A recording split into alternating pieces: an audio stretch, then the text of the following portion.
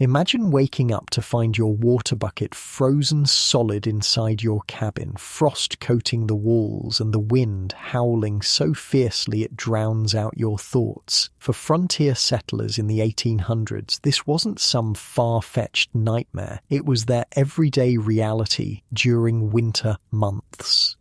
In this frozen battlefield where temperatures could plummet to 40 below zero, ordinary men and women developed extraordinary methods to stay alive. The survival techniques you're about to discover weren't just helpful skills, they were the difference between life and death on the American frontier. Before we start, likes and subscribes help me keep making these. Where are you listening from? Drop your city and time in the comments. I'm always reading them thinking, wait, people in New Zealand listen to history stories to sleep? Okay, tonight it's the brutal winters of the American frontier, but hold on. Get cozy, like actually cozy. Pillows good? Blanket situation handled? Perfect. Trust me on this one. So imagine this. Your eyes crack open to darkness. It's 1885, Dakota Territory. The first thing you notice isn't the pitch black, it's the pain. Your eyelashes have frozen together during the night. You have to peel them apart with fingers that don't want to move. Your breath makes a tiny cloud that instantly crystallizes in the air above your face.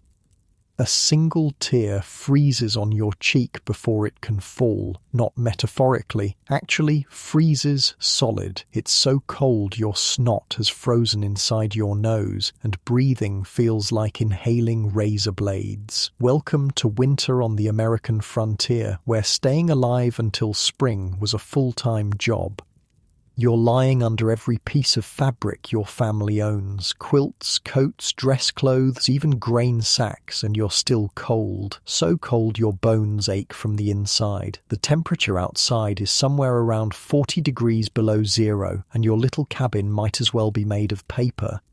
Unlike your cozy bed right now, frontier sleeping wasn't exactly a Tempur-Pedic experience. You're on a corn husk mattress that crackles when you move, piled on a rope bed frame that sags in the middle, and you're probably not alone. Your whole family is jammed together for warmth, along with maybe a couple chickens and possibly the family dog.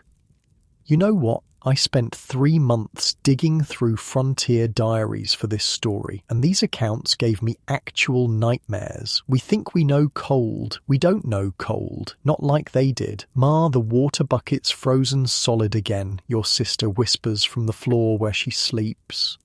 Shush, child. We'll deal with it when there's light, your mother answers. In your head, you're thinking, light won't make the bucket any less frozen, but you stay quiet because warmth is too precious to waste on unnecessary words. The American frontier in winter was a place where death lurked in everything. The air could kill you. The distance between buildings could kill you. Even your own sweat could kill you if it soaked your clothes and then froze. And people died all the time, hundreds of them, every winter. Remember that teacher I mentioned? Her name was Minnie Freeman. When the children's blizzard hit in January 1888, she was teaching in a one-room schoolhouse in Nebraska. The storm came out of nowhere. Temperatures dropped 40 degrees in a matter of hours. The schoolhouse roof blew clean off. So she tied her students together with rope and led them through a whiteout to safety. Well, most of them. I mean, Minnie was the success story. The newspapers called her the fearless maid because across the region, more than 235 people died in that storm. Many were children trying to get home from school. Wait, you're thinking, people knew blizzards existed, right? Why were they caught off guard? That's the thing. The morning of January 12th was unusually warm, like spring jacket weather. Kids went to school in light clothes, farmers headed to town without heavy coats. Then around midday, people described hearing a roaring sound, like a freight train. The sky turned from blue to black in minutes. The temperature plummeted, and then the snow came sideways on hurricane winds. Carl Salty, a Norwegian teenager in Minnesota, remembered, "I was caught out in the open. Suddenly I couldn't see. The snow was like needles in my face. I stumbled and fell and for a moment thought, this is where I die." But before we get to the disasters, we need to understand how frontier families prepared for winter, because preparation wasn't just important, it was everything, the difference between life and death. Imagine your survival depending entirely on what you manage to store up before the first snow. No grocery stores, no Amazon delivery, no running to Walmart for emergency supplies, just you, your family, and whatever you manage to squirrel away during the growing season. By late September, the entire household was in full winter prep mode. Every family member had a job. Kids as young as 5 or 6 were put to work gathering fuel, helping preserve food, stuffing cracks in walls with anything that might keep out the wind.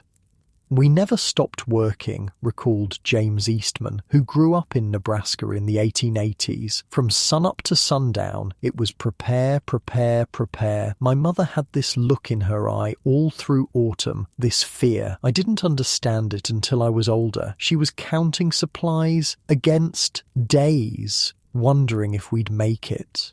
One of the most critical preparations was fuel gathering. Wood was scarce on the open prairie, so what did they burn instead? Buffalo chips? Yes, that's exactly what it sounds like. Dried bison dung. By the 1880s, the great buffalo herds were mostly gone, but their droppings remained scattered across the plains. Families would spend days collecting these chips, stacking them in huge piles next to their homes. Kids were sent out with baskets and wagons to gather as many as possible, and it wasn't just buffalo. Cow chips worked too. Twisted prairie grass, sunflower stalks, corn cobs, anything that would burn. Sarah Hattersley, writing in her journal in 1879, "I never thought I would find myself grateful for animal waste. Today I spent 6 hours gathering chips. My back is broken, my hands raw, but the pile is good. It might see us through January if we're careful." And you're probably thinking, gross, they burned poop for heat? Well, here's the weird thing. Buffalo chips actually burned hot, clean, and nearly odorless. The fiber content made them perfect fuel. A good buffalo chip fire could keep a small cabin above freezing, even when it was 30 below outside.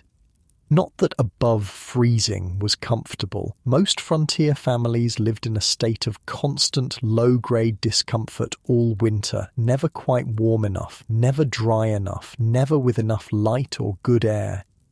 You're probably warm right now, right? Maybe even a little too warm under that blanket. Imagine months, literal months, without ever feeling truly warm. From November to April, your body never quite stops shivering. Your fingers never fully regain feeling. The cold settles into your bones like an unwelcome houseguest who won't leave.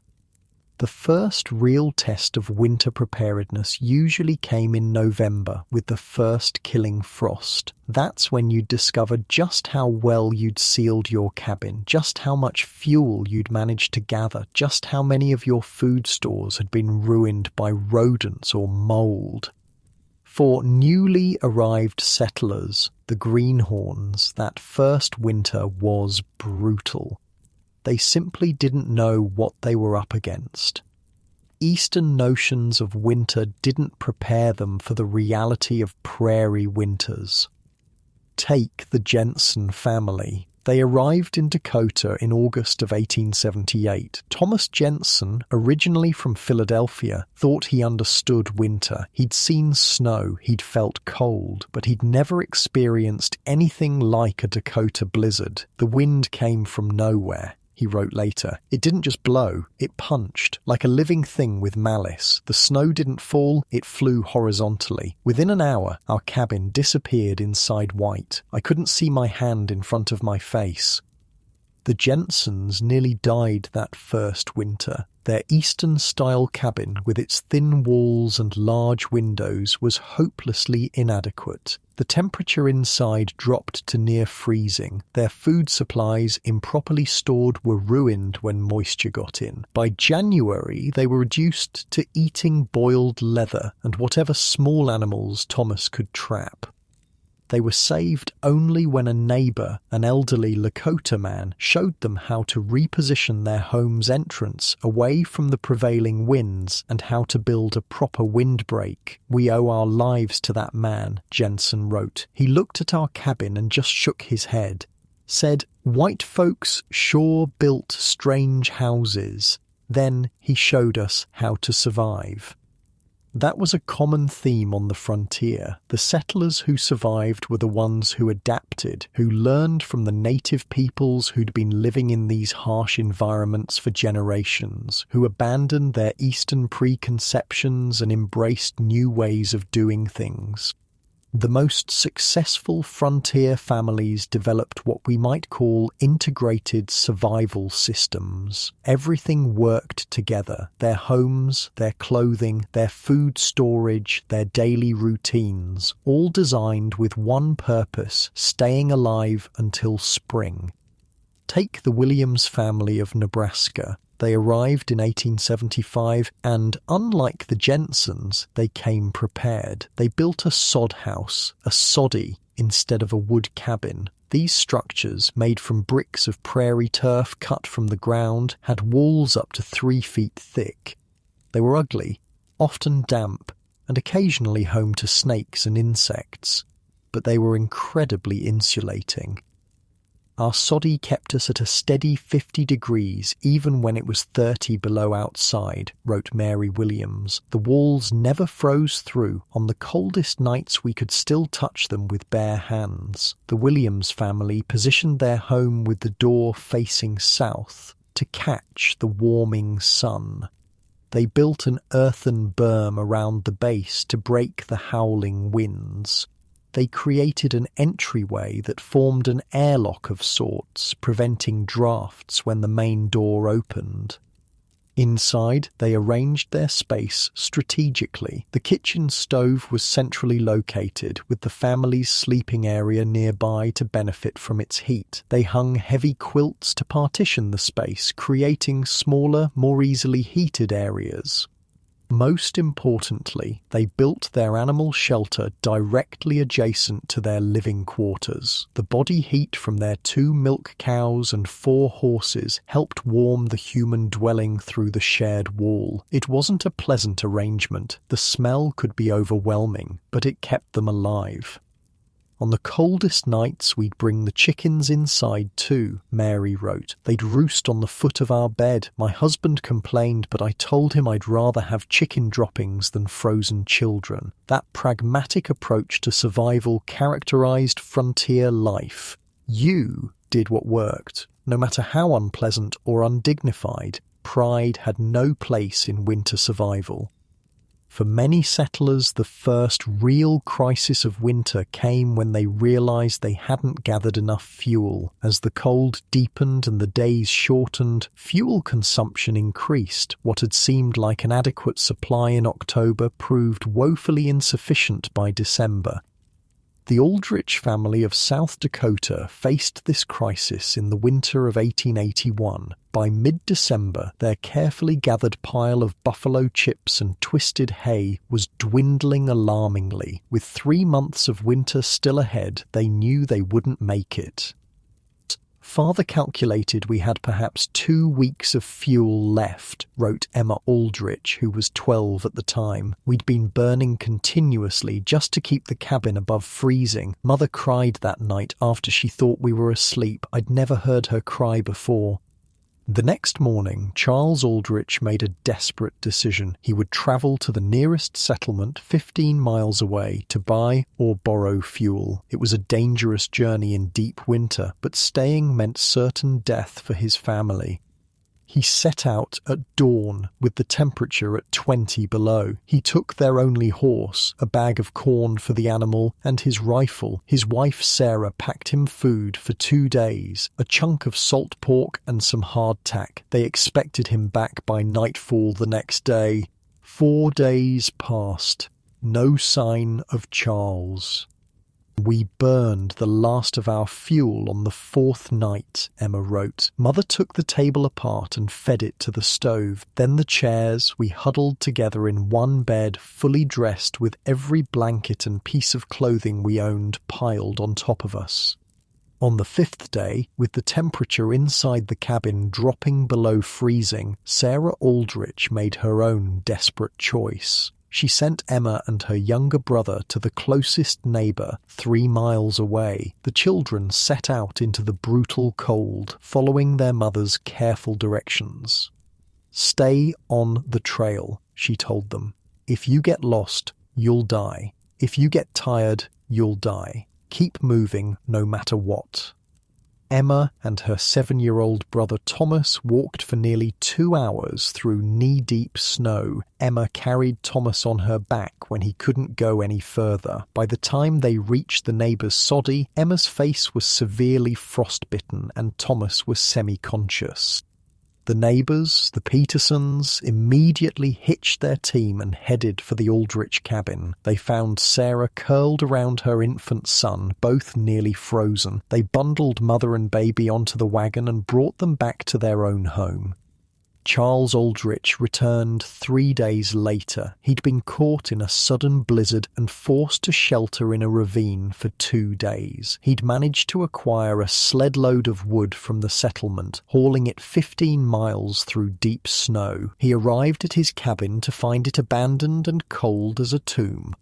Frantic, he followed the trail to the Petersons' home, where he found his family alive, but not unscathed. Emma lost 3 fingers to frostbite. Sarah's feet were severely damaged. The baby, miraculously, was unharmed. The Aldriches never again risked running low on fuel.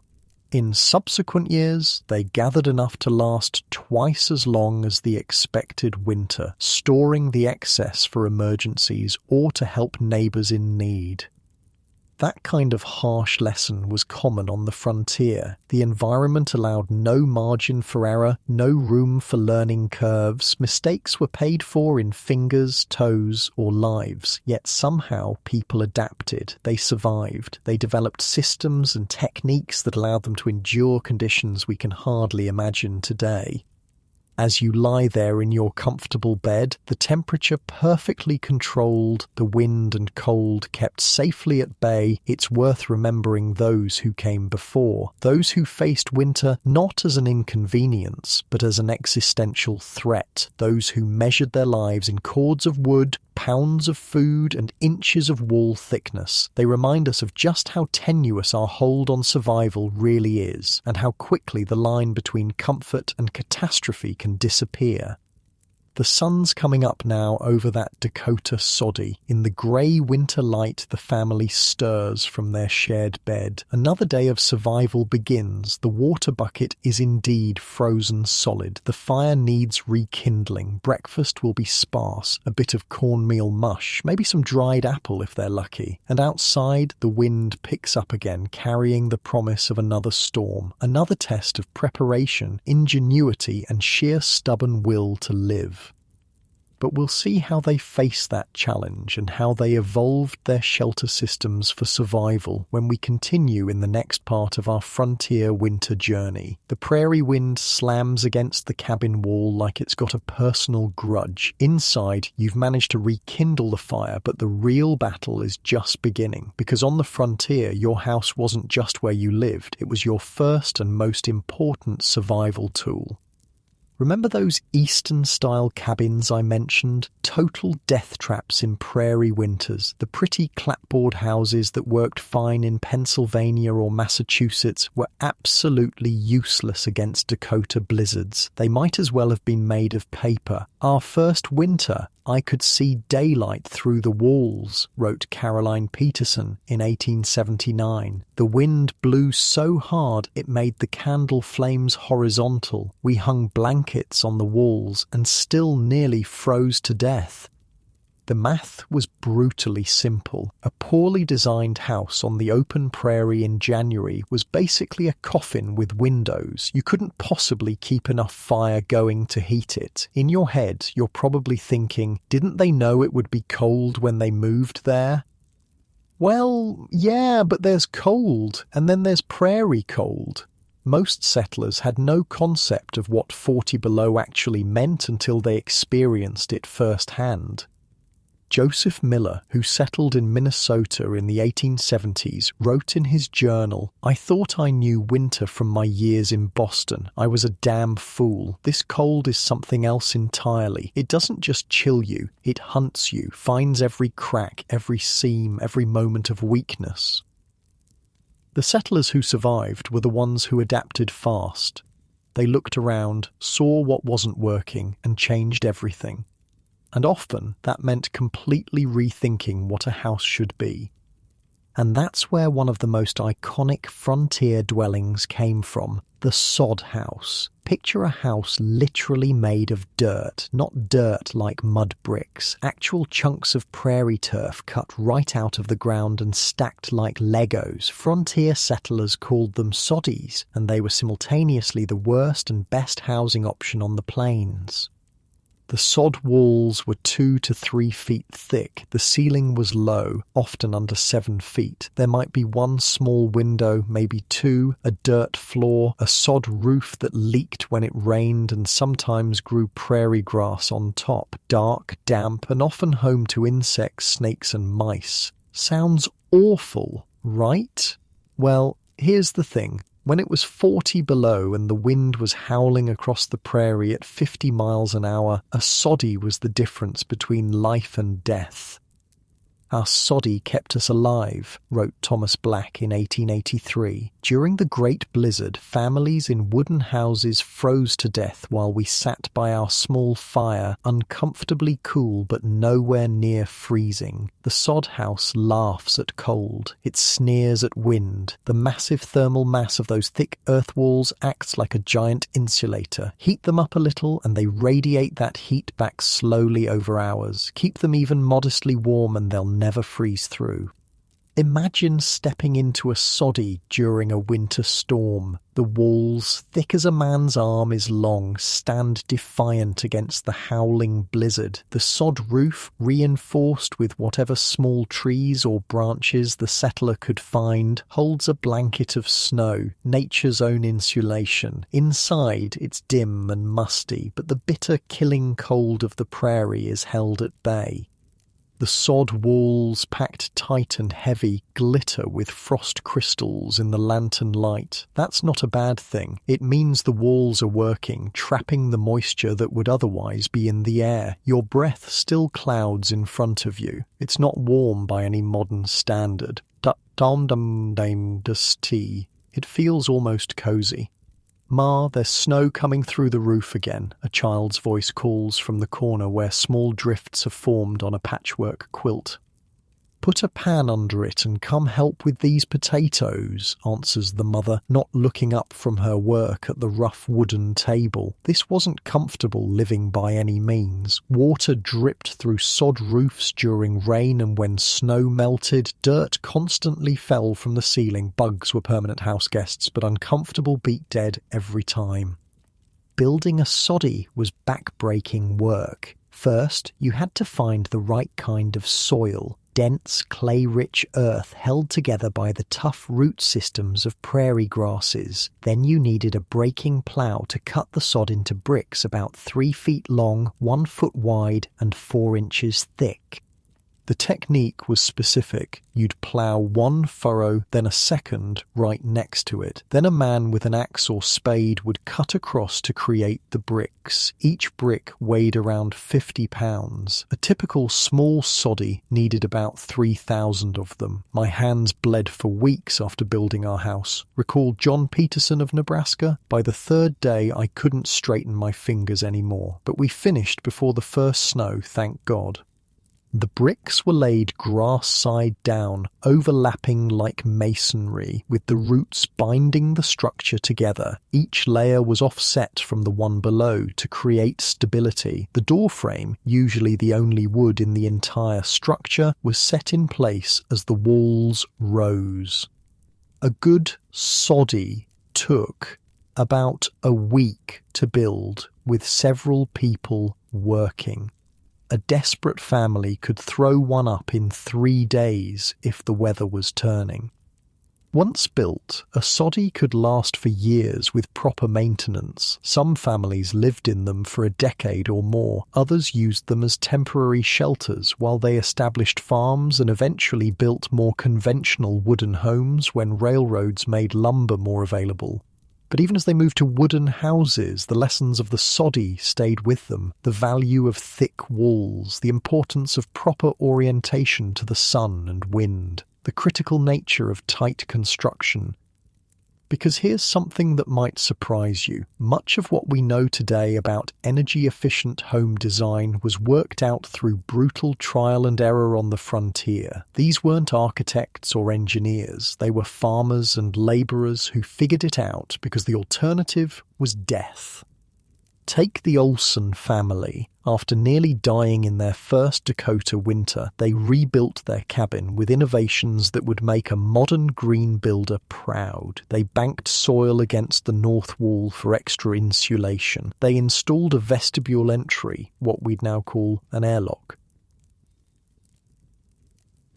to prevent heat loss when opening the door. They oriented their windows to catch the low winter sun. Every change we made was paid for in saved firewood, Eric Olson wrote, and saved firewood meant saved lives. For many settlers, the turning point came when they stopped trying to replicate Eastern housing and started looking at how the native peoples had solved these same problems over centuries. The indigenous nations of the Great Plains had sophisticated building approaches designed specifically for this harsh environment. The Lakota, Dakota, and other tribes didn't just survive winters that killed white settlers. They had developed systems to live with relative comfort. The teepee, for instance, wasn't just a convenient portable shelter. It was an aerodynamic structure specifically engineered to withstand prairie winds. The slope and curve created a surface that wind would flow around rather than push against. The interior layout, with a central fire and specifically placed sleeping areas, maximized heat efficiency. I used to think the Indian dwellings primitive, wrote Michael Harrison, a settler who married a Lakota woman in the 1870s, until I saw how perfectly suited they were to this place. My wife laughed at our square houses that catch the wind like sails. White people build backward, she told me. One of the most important lessons settlers learned from native peoples was about home orientation. South-facing entrances captured precious winter sunlight. Windbreaks, either natural or constructed, disrupted the prevailing northwest winds that brought the coldest air. Smart settlers positioned their homes in relation to the landscape.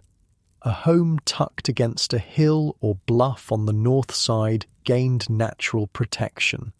One built near a stand of trees benefited from their windbreak effect. Inside these frontier homes, the organization of space became a science of survival. Every piece of furniture, every daily activity was arranged to maximize warmth and minimize energy expenditure. In most successful frontier homes, the stove or fireplace sat at the center of daily life, not just symbolically, but literally. Living space was arranged in concentric rings around this heat source, with the most frequently used areas closest to the warmth. Many families created sleeping lofts above the main living area, taking advantage of rising heat. Children would often sleep in these spaces, benefiting from the warmest air in the house. Our loft was so warm sometimes we'd sweat at night, remembered Anna Johnson, who grew up in Minnesota in the 1880s. Meanwhile, my parents slept downstairs where the temperature might be 20 degrees colder. They gave us the warm spot because they worried about us freezing. Some particularly ingenious settlers created warming passages beneath sleeping platforms, channeling heat from the main fire through stone-lined tunnels under the beds. The stones would absorb heat during the day and release it slowly through the night. You're probably sitting there thinking this is all interesting history, but what was it actually like to live this way? The reality was constant, grinding work and discomfort. Even in the best-designed frontier home, winter meant never being truly warm. It meant waking to frozen water buckets and frost on your bedding. It meant carefully rationing every stick of wood, every buffalo chip, every twist of prairie hay used for fuel. It meant living in a state of perpetual semi-darkness, since windows were kept to a minimum to prevent heat loss, and candles and lamp oil were expensive luxuries to be conserved. "We lived like moles all winter," wrote Catherine Mills of her childhood in Iowa. "The house was so dark my mother strained her eyes to sewing. By February we were all half blind and jumpy as cats from being cooped up in the gloom." It meant constantly battling for the small zone of comfort near the heat source. Families developed elaborate rotations, with each person taking turns getting close enough to the fire to truly warm up before moving back to let someone else have a turn. It meant managing a complex choreography of daily chores, all designed to preserve heat and life. Banking the fire at night was a crucial ritual, covering hot coals with ashes so they'd smoulder until morning rather than burning out. Fail at this task, and you might wake to a cold hearth and no way to restart the fire. And still, despite every precaution, the worst winter storms could overwhelm even the best prepared homestead. The Miller family learned this the hard way in January of 1885. They'd built a solid sod house in western Nebraska. They'd gathered ample fuel. They'd stored food in their root cellar. By all measures, they were well prepared for winter. Then came the storm that locals would later call the White Death. It began as a light snowfall on a relatively mild day. Within hours, the temperature plummeted 40 degrees. The wind rose to near hurricane force. The snow became a horizontal white wall so thick that, as Robert Miller later wrote, you couldn't see your hand in front of your face. The Millers retreated to their soddy as the storm intensified. At first, they felt secure. The thick walls muffled the howling wind. The small fire kept the main room above freezing. They had food, water, and fuel. But as the blizzard raged into its second day, then its third, problems mounted. Snow began to filter through the sod roof, creating wet spots that turned to ice. The temperature inside dropped as the extreme cold outside finally began to penetrate the thick walls. Worst of all, the chimney became clogged with snow. Smoke backed up into the house, forcing the family to extinguish their fire or risk suffocation. "We sat in darkness, wrapped in every blanket and piece of clothing we owned," Miller wrote. "We could see our breath. The water in our bucket froze solid. My wife held our baby inside her coat, against her skin, to keep the child from freezing." On the fourth day, with the temperature inside the house well below freezing, Robert made a desperate decision. Their cattle, housed in a sod-roofed barn nearby, hadn't been fed or watered since the storm began. He would try to reach them. "Don't be a fool," his wife pleaded. You'll die out there." "They'll die if I don't go," he answered, "and then we might too."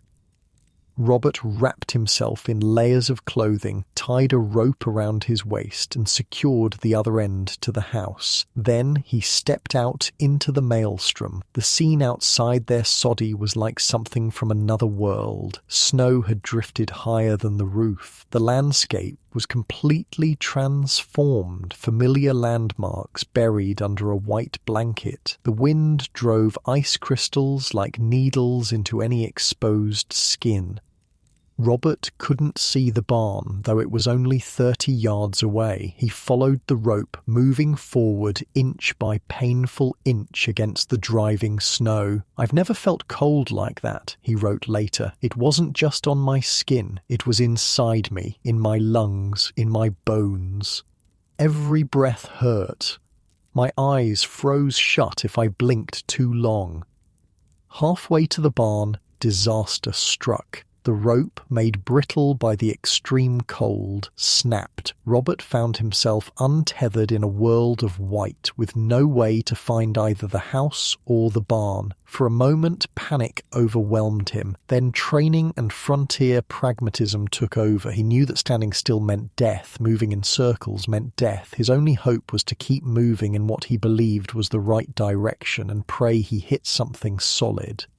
"I kept one arm extended in front of me," he recalled. "I shuffled my feet rather than lifting them, feeling for obstacles. I counted steps, thinking the barn should be less than 20 more if I was headed right. After what seemed like hours but was probably minutes, his hand struck wood, the barn door. With numb fingers, he managed to pull it open and stumble inside. The relative stillness after the howling storm was shocking. The animals were alive, but clearly suffering. He managed to break the ice in their water trough and give them some hay. Then he faced his next challenge, getting back to the house. "I knew I couldn't find it by chance," he wrote. "The only option was to dig a trench through the snow in what I hoped was the right direction." Using a shovel from the barn, Robert began to dig. The snow was chest deep in places, packed hard by the wind. Every shovelful was an act of defiance against death. He dug for hours, stopping occasionally to return to the barn and warm himself enough to continue. Inside the house, his wife and children huddled together, certain he was dead.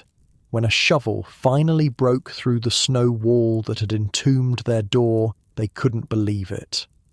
"He looked like a snow creature," his daughter recalled years later, "covered in ice, face blue, but alive. Mother cried when she saw him. It's the only time I ever saw her cry." The Miller family survived the White Death, though Robert lost 3 toes to frostbite. When spring finally came, they made improvements to their homestead based on the lessons of that terrible storm. They built a covered passage connecting the house and barn so animals could be tended without venturing into the open during blizzards. They reinforced their roof with additional wooden supports salvaged from abandoned homesteads nearby. They constructed snow fences around their property to prevent drifts from burying their buildings. Most importantly, they installed ventilation pipes high in the walls of both house and barn, ensuring that even if doors and windows were completely snowed in, fresh air could still circulate. After nearly dying of smoke inhalation when their chimney blocked, they weren't taking chances. These adaptations reflected the frontier spirit that kept people alive in conditions that would break most of us today. Observe what doesn't work, fix it, improve it, share the knowledge with neighbours so they don't make the same mistakes. While we're warm and cosy in our modern homes, it's easy to forget how recently shelter was a matter of life and death. How quickly a housing mistake could kill an entire family. How much knowledge was gained through suffering. But as important as shelter was to frontier survival, it was only one piece of the puzzle, because even the best designed home would become a frozen tomb without adequate heating, and finding ways to create and maintain warmth in the depths of prairie winter was perhaps the most critical survival skill of all.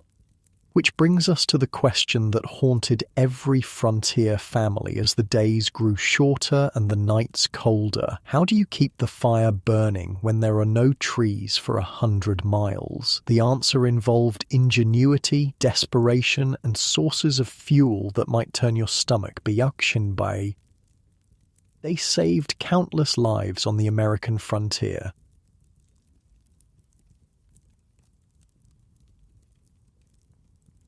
A good shelter could save your life on the frontier, but without heat it was just a prettier place to die. The battle against cold wasn't just about having walls, it was about creating and maintaining fire against impossible odds. Picture yourself standing on the open prairie in 1880.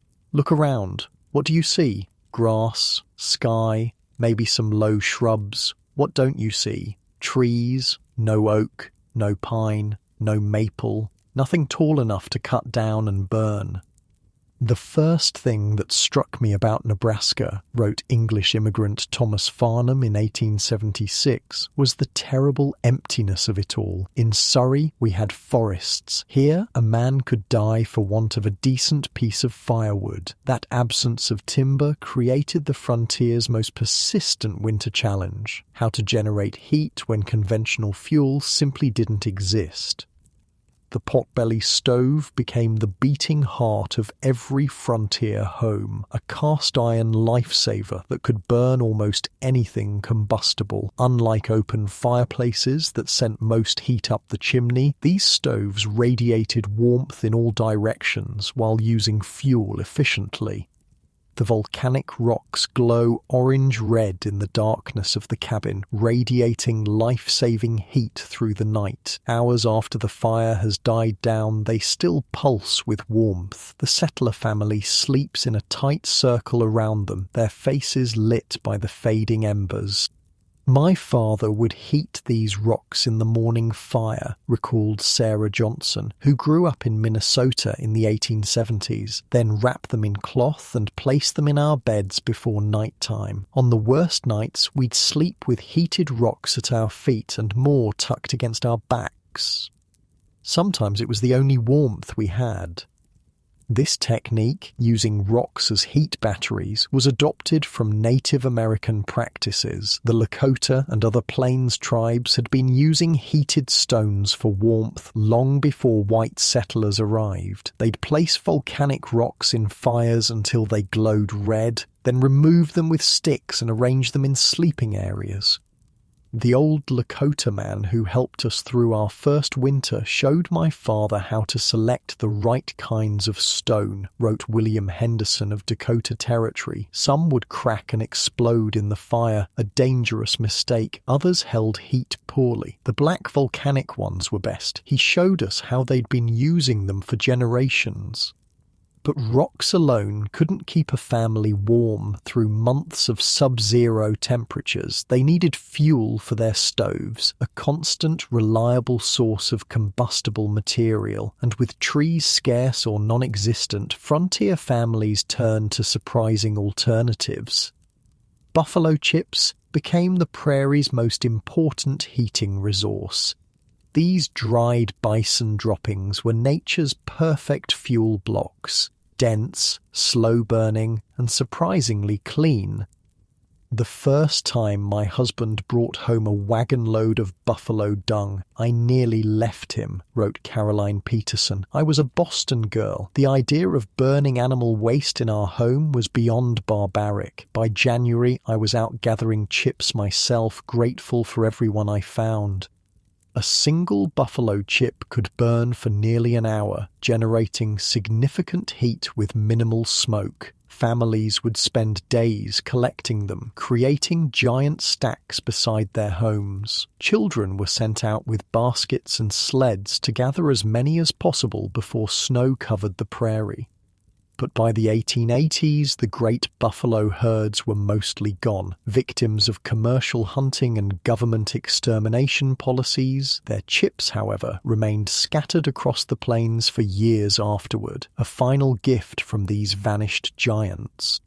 As buffalo chips became scarcer, settlers adapted. Cow chips worked too, though they didn't burn quite as hot or clean. Twisted prairie grass, bundles of long grass tied in knots, became another common fuel. So did corn cobs, sunflower stalks, and twisted hay. "We burned anything that would catch a flame," James Eastman recalled. "Cow dung, hay, old clothes, broken furniture. By February, nothing was too precious to feed to the stove if it meant another hour of warmth." Some settlers developed specialized tools for creating fuel. The hay press allowed families to compress loose hay into tight blocks that burned longer and hotter. Others built molds for mixing straw with mud or manure to create burnable bricks that would smolder for hours. The Germans from Russia, ethnic Germans who had lived in Russia before immigrating to America, brought with them a specialized technique. They mixed manure with straw, had horses trample it to compact it, then cut it into blocks that were dried in the sun. These fuel blocks burned hotter and longer than simple dried dung. "My grandmother would die before she'd admit to burning shit in her stove," laughed Henry Mueller, recounting his childhood in a German-Russian settlement in Nebraska. "She called them prairie blocks or fuel bricks, but us kids knew what they were made of. Still, they kept us alive, so who cares what you called them?"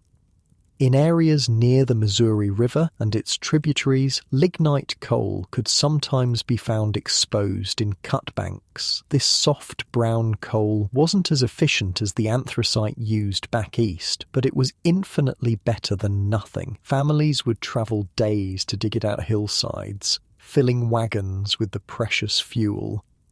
The search for fuel dominated winter life. Every day began and ended with calculations. How much fuel remained? How long would it last? How cold was the coming night expected to be? How much could be burned while still leaving enough for tomorrow? "I still dream about it," wrote Mary Williams in 1903, decades after leaving the frontier. "That constant gnawing worry, counting pieces of fuel like a miser counts gold, waking in the night to check the stove to make sure it hadn't gone out, the terrible decision of whether to keep the fire going or save fuel for tomorrow, those choices haunted me." For many families, the fear of running out led to elaborate rationing systems. Each day's fuel was precisely measured out. Morning and evening might see a good fire, while during midday, when everyone was active and moving around, the flame would be allowed to die down to embers. "Mother allowed 3 buffalo chips for breakfast cooking," remembered Thomas Black. 2 at midday, 4 at night, never more, no matter how cold it got. We'd sit with our hands practically in the stove, trying to steal every bit of heat before it escaped up the chimney. This careful management of fuel led to specialized heating techniques designed to maximize warmth while minimizing consumption. Banking the coals became a critical nightly ritual. Instead of letting the fire burn out completely, settlers would cover hot embers with a layer of ashes, creating an insulating blanket that kept them smoldering through the night. "Father's last chore every evening was banking the fire," wrote Emma Johnson. "He'd carefully arrange the coals, then cover them with fine ash, moving so slowly and precisely you'd think he was performing surgery. In the morning, he'd gently blow on them until they glowed again, then add tiny splinters of kindling one by one. A single mistake meant a cold house and hours trying to restart the fire." That morning, rekindling was both practical necessity and psychological victory, proof they'd survived another night, another step closer to spring. But even the most carefully managed fire created its own dangers. Chimney fires were a constant threat, especially in homes with improvised stovepipes or poorly constructed chimneys. A build-up of creosote, a flammable byproduct of wood burning, could ignite, sending flames shooting up through the chimney. Then there was the silent killer, carbon monoxide. The odorless, colourless gas produced by incomplete combustion claimed countless frontier lives. Families would go to sleep with their stoves burning and never wake up, poisoned by the very thing meant to keep them alive. The Petersons were found in their beds, wrote the Dakota Territory Gazette in February 1882. All four appeared peaceful, as if sleeping, but no life remained in them. Their stove, still warm when neighbors entered, had apparently malfunctioned, filling the home with deadly vapors while they slumbered. So common were these tragedies that frontier communities developed early warning systems. Families would check on each other daily during the coldest months. If smoke wasn't seen rising from a chimney by mid-morning, neighbors would investigate. Some particularly clever settlers created primitive carbon monoxide detectors. They kept caged canaries or mice near their stoves. The small animals would show signs of distress or die if dangerous gases were present, giving the family time to ventilate the house. You sit there in your warm, safely heated home thinking, surely it couldn't have been that bad. These must be exaggerations. They're not. The historical record is painfully clear. Winter after winter, families froze to death in their beds when fires went out.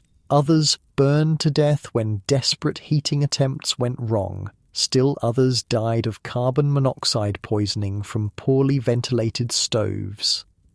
The Johnson family of Minnesota narrowly escaped this fate in January 1879. Their chimney became blocked during a blizzard, causing smoke to back up into their small cabin. The mother, awakened by her own coughing, managed to rouse her husband and children before they succumbed.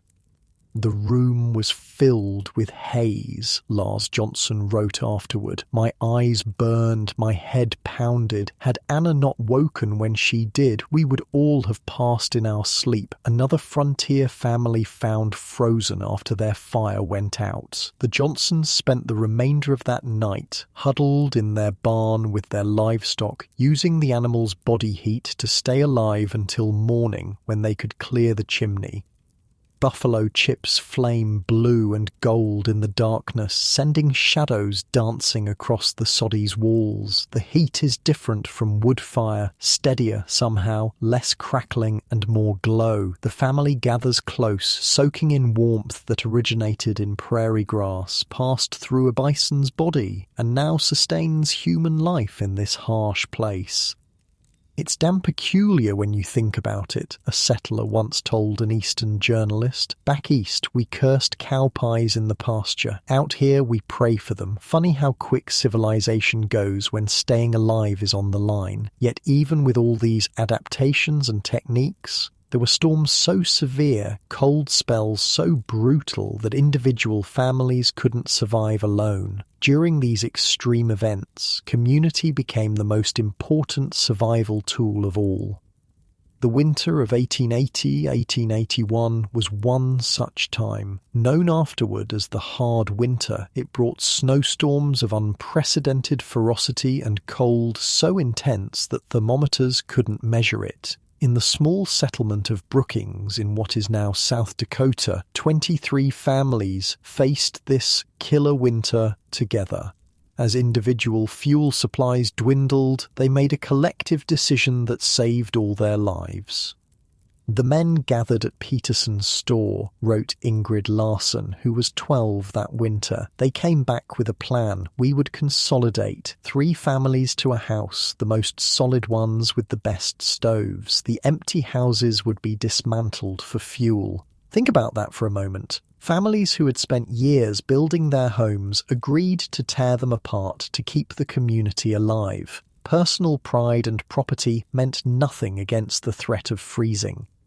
7 houses were selected as shelters, the sturdiest structures with the best heating systems. The other 16 were systematically taken apart. Every piece of wood was carefully salvaged. Floorboards, roof timbers, door frames, window sills. The precious lumber was equally distributed among the 7 remaining houses. It felt wrong taking apart the Anderson place, Ingrid wrote. Mrs. Anderson cried as they removed her front door, but there was no choice. Better a house than a life. 3 or 4 families crowded into each remaining home. Privacy vanished. Adults slept in shifts because there wasn't room for everyone to lie down at once. Children were piled together like puppies on shared pallets. The Wallace house held 17 people that winter, Ingrid recalled. We slept anywhere there was space, under tables, on shelves, pressed against the stove. The air was thick with breath and body odour, but we were warm. We lived. This cooperative approach to heating extended beyond shelter. The settlement organised woodcutting parties that ventured out on the few clear days, travelling miles to find timber. When one family's fuel ran dangerously low, others contributed from their own precious supplies.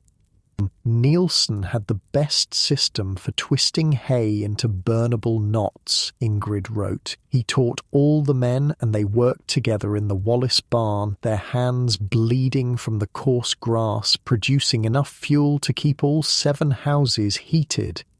Food was pooled as well. Families with preserves or salt meat shared with those who had more flour or potatoes. No one ate well, but everyone ate something. By spreading resources across the entire community, they created a margin of survival that individual households couldn't have managed.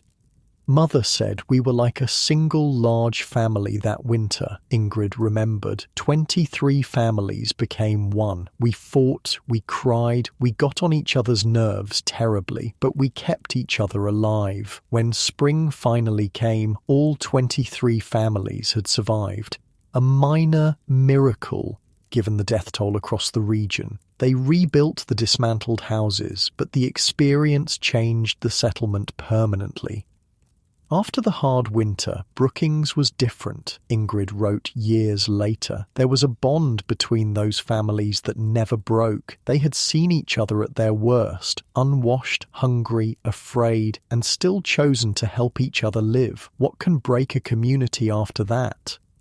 The Brookings settlement was not unique. Across the frontier, communities developed formal and informal systems for sharing heat resources. Many settlements established common fuel reserves, stores of wood, coal, buffalo chips, or twisted hay that could be distributed to families in dire need. Others created rotation systems for particularly vulnerable community members. Elderly residents or families with infants might move between houses during the coldest periods, spreading the heating burden across multiple households. The Miller family stayed with us for 2 weeks during the February freeze, wrote James Peterson of Iowa. Then they moved to the Hansons for 2 weeks, then the Johnsons. By sharing the burden, no single family exhausted their fuel supplies. We all made it to March, though by God it was a close thing. In some communities, heating became literally centralized. A large communal space, often a church or school, would be kept warm around the clock. Families would gather there during the day, returning to their own minimally heated homes only for sleeping. We spent every day that January in the meeting house, recalled Thomas King of his childhood in Nebraska. Each family brought what fuel they could spare. The men took turns feeding the stove. Women cooked in shifts on the same fire. At night, the oldest and youngest stayed there while the rest went home to cold houses and piled under quilts until morning. This communal approach to heating reflected a fundamental frontier truth. In the harshest environments, cooperation wasn't just nice, it was necessary for survival. Pride, privacy, and property rights all took a back seat to the simple imperative of staying alive until spring. A wall of white engulfs the cabin, the blizzard so thick you can't see your hand in front of your face. Outside, the temperature has dropped to 40 below. Inside, the family clusters around their small stove, feeding it precious fuel one careful piece at a time.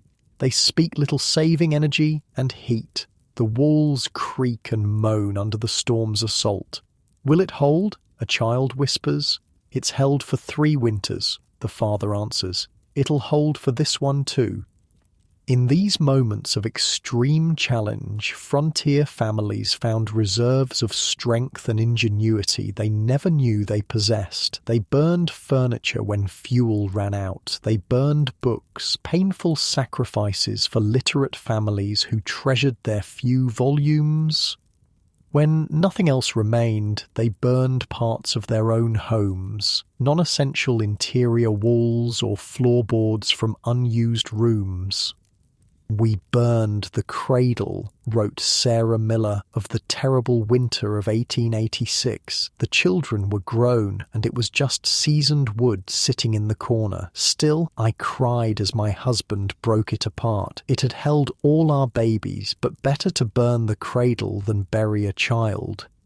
The battle against cold shaped everything about frontier life. It dictated home design, daily routines, community structures, and psychological outlooks. The cold was always there, always waiting for a mistake, a miscalculation, a stroke of bad luck. Yet somehow, these ordinary people, farmers, housewives, children, found ways to push back against nature's harshest season. They improvised, adapted, and overcame challenges that would overwhelm most modern Americans. As you lie there in your perfectly heated bedroom, it's worth remembering that the gulf between their lives and yours is just a few generations wide. The knowledge they painfully acquired, what burns, what insulates, what strategies preserve heat and life, laid the foundation for our modern understanding of thermal management. Their desperate struggles gave us practical lessons that architects and engineers still use today. More importantly, they left us stories of incredible resilience, reminders of what humans can endure and overcome when necessity demands it. But even with adequate shelter and heat, frontier settlers faced another deadly challenge: the cold outside their doors, because eventually everyone had to venture out to care for animals, gather fuel, or travel to town for supplies, and when they did, their only protection against the killing cold was what they wore. The clothing that had served them well in eastern states became death traps on the prairie. The fashionable cotton garments from Philadelphia or Boston turned lethal when soaked with sweat or snow. Settlers who failed to adapt their wardrobes faced swift and terrible consequences, frostbite claiming fingers and toes within minutes, followed by hypothermia's deadly progression. Those who survived the harshest winters were those who learned to dress for survival, not style. And once again, the most successful frontier families were those willing to abandon Eastern traditions and adopt techniques developed by those who understood this landscape best.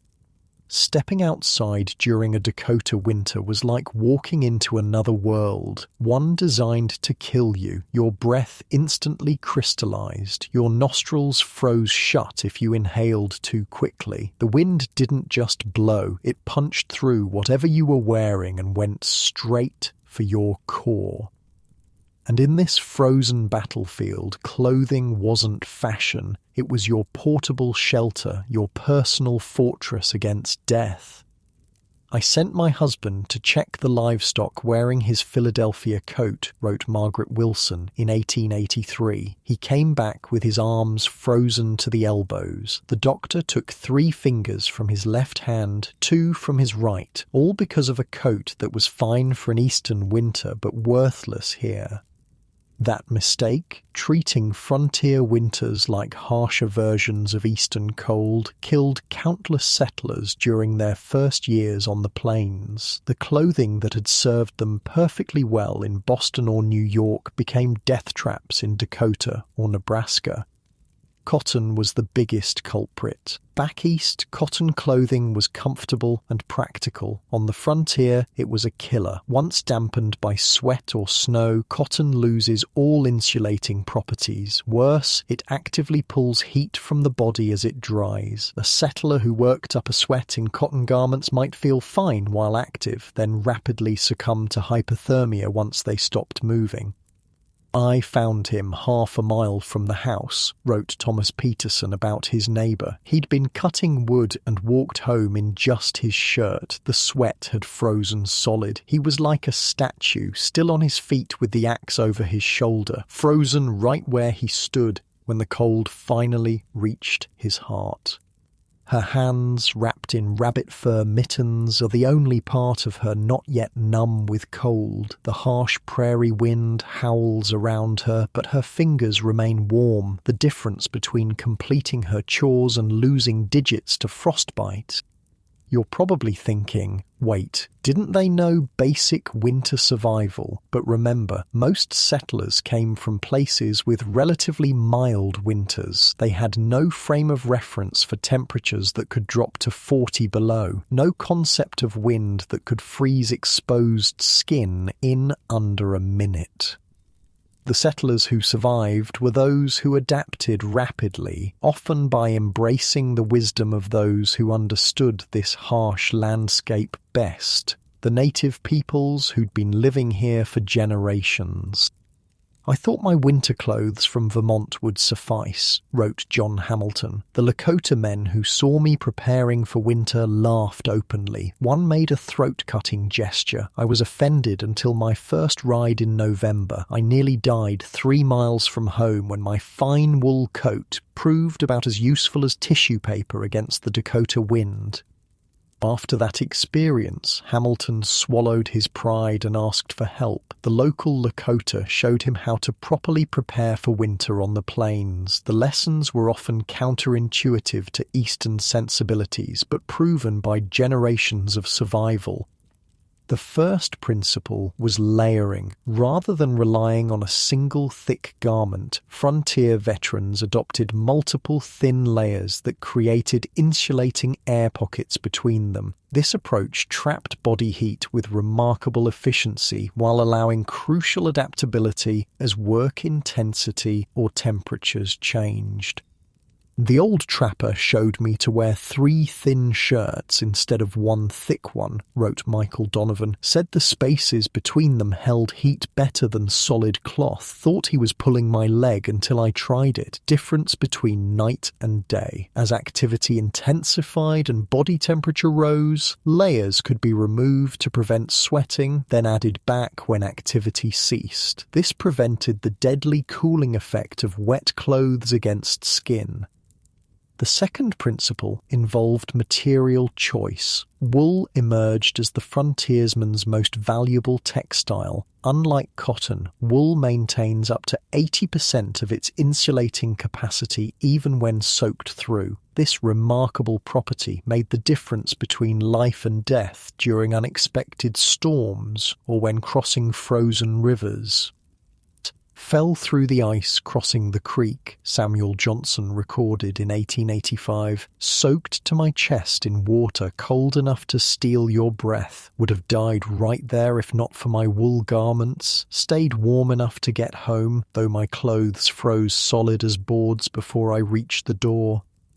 Leather, properly treated, became the frontier's armour against wind. A good leather coat with tight seams could block the prairie gales that cut through conventional fabric like it wasn't there, but the leather required careful maintenance to remain useful. Father spent every evening working fat into his boots, recalled Anna Peterson. His hands would be slick with tallow, rubbing and kneading until the leather was soft. He'd say, "Stiff boots are dead boots, and dead boots mean dead feet." These treatments transformed ordinary garments into sophisticated winter armour that maintained crucial flexibility while repelling moisture. But perhaps the most dramatic clothing adaptations came when settlers completely abandoned their cultural pride and adopted indigenous garments perfected over thousands of years.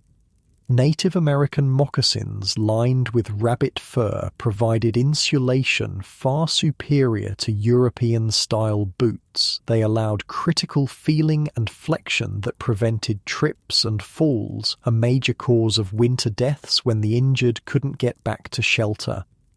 Indian moccasins saved my toes, wrote William Foster in 1884. My fine Boston boots were like blocks of wood in real cold. Couldn't feel the ground, couldn't tell if my feet were freezing. Switched to moccasins lined with rabbit fur. Could feel everything, and my feet stayed warm, even at 20 below. The transition wasn't always easy. Many settlers resisted adopting savage garments out of cultural prejudice or simple pride. Some paid for that resistance with fingers, toes, or lives.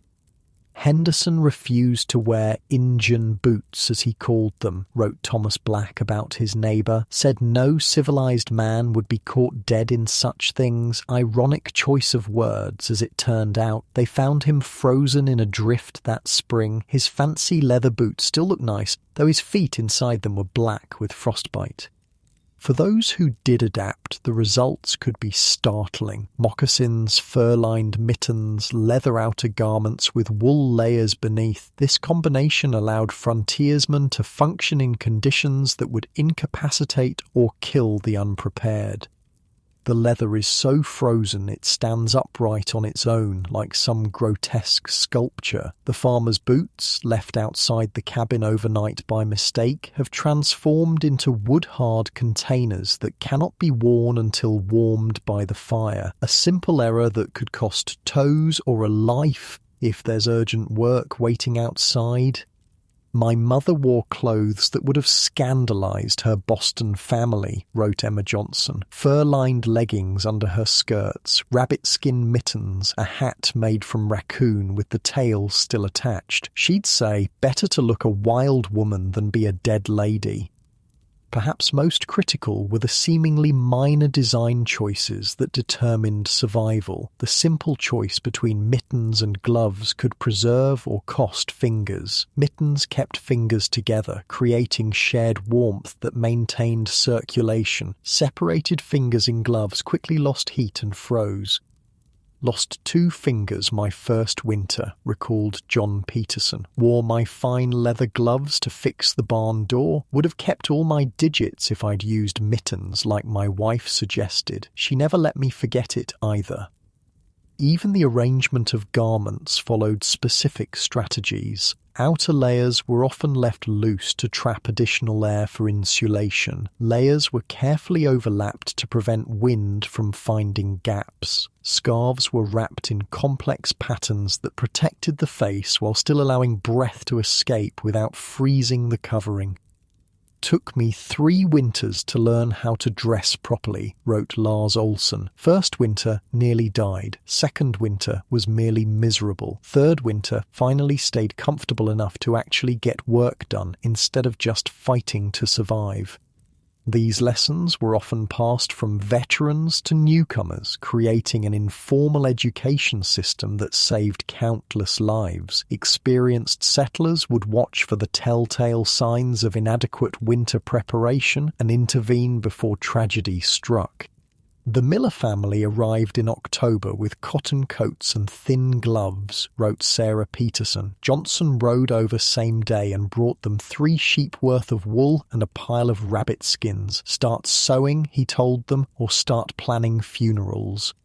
Even with proper clothing, the frontier winter imposed strict limitations. There were temperatures at which no amount of protection was sufficient for extended exposure. During the worst cold snaps, when temperatures dropped below 30 below zero, most activity outside simply ceased. 3 days we've been trapped inside, reads a diary entry from February 1882. The cold is something from hell itself. Spit freezes before it hits the ground. We've nailed blankets over the windows and stuffed rags in every crack. The animals will have to fend for themselves until it breaks. During these killing cold periods, necessary outdoor chores were planned with military precision. Multiple layers were donned, paths were pre-cleared, tasks were rehearsed mentally to minimize time exposed. Father would count the steps to the barn, remembered Thomas Johnson. Knew exactly how long it would take, exactly what needed doing. He'd dress for 20 minutes to be outside for 10. There was no margin for error when the air itself seemed eager to freeze your lungs. Even routine trips became survival exercises during winter storms. The journey to town for supplies, a simple half-day excursion in summer, transformed into a life-or-death gamble in winter months. The Wallace family learned this lesson in the harshest possible way in January 1878. Charles Wallace, an experienced frontiersman who'd lived in Minnesota for 5 years, set out for the trading post 10 miles away. The morning was clear and relatively mild, only about 10 below zero, with moderate wind. Charles knew the dangers, his wife Mary wrote afterward. He took every precaution: wool layers, fur-lined moccasins, face wrap, mittens, food and extra blankets in the wagon, though he expected to return the same day. 2 miles from town, the weather changed with the frightening speed so common on the plains. The temperature plummeted, the wind intensified, snow began falling, then blowing horizontally. Within an hour, Charles found himself in whiteout conditions, the trail disappearing beneath fresh powder.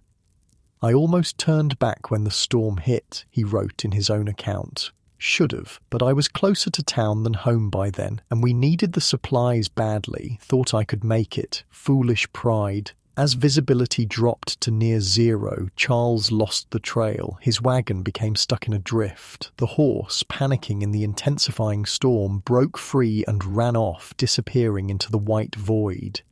Alone, with the temperature dropping by the minute, Charles faced a classic frontier survival decision: stay with the shelter of his wagon or try to walk to safety. Both choices carried deadly risks. "I knew the statistics," he wrote. "Men who left their wagons were usually found frozen within 100 yards. Men who stayed often survived if properly dressed, but without the horse, I had no way to free the wagon when the storm passed, and it might last days."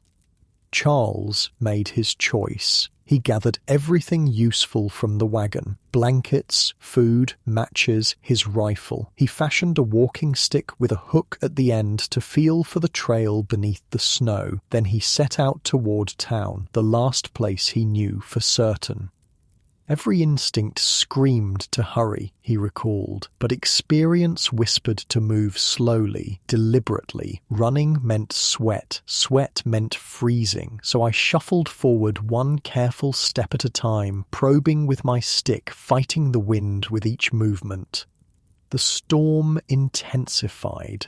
The snow became so thick that Charles couldn't see his own feet. The wind drove ice crystals against any exposed skin like tiny needles. His world narrowed to a bubble, extending just inches beyond his body. "I began talking to myself to stay focused," he wrote, counting steps, reciting Bible verses, anything to keep my mind working. "When I found myself growing confused, I recognized the early signs of hypothermia." In his increasingly disoriented state, Charles made a critical error. He veered from his course, missing the town by nearly a mile. Instead of safety, he wandered deeper into the open prairie as darkness fell. "Night coming on in a blizzard strips away hope like nothing else," he wrote. "Can't see, can't hear over the wind, temperature dropping by the minute. I knew my chances were dwindling with the light." With darkness complete and his strength failing, Charles stumbled upon a creek bed, a depression in the landscape that offered marginal protection from the wind. He immediately recognized his opportunity. "The bank was steep enough to block the worst of the gale," he recalled. "I dug into a drift, creating a snow cave of sorts against the creek bank, used blankets to create an entrance flap. Inside, out of the direct wind, the temperature was merely freezing instead of fatal."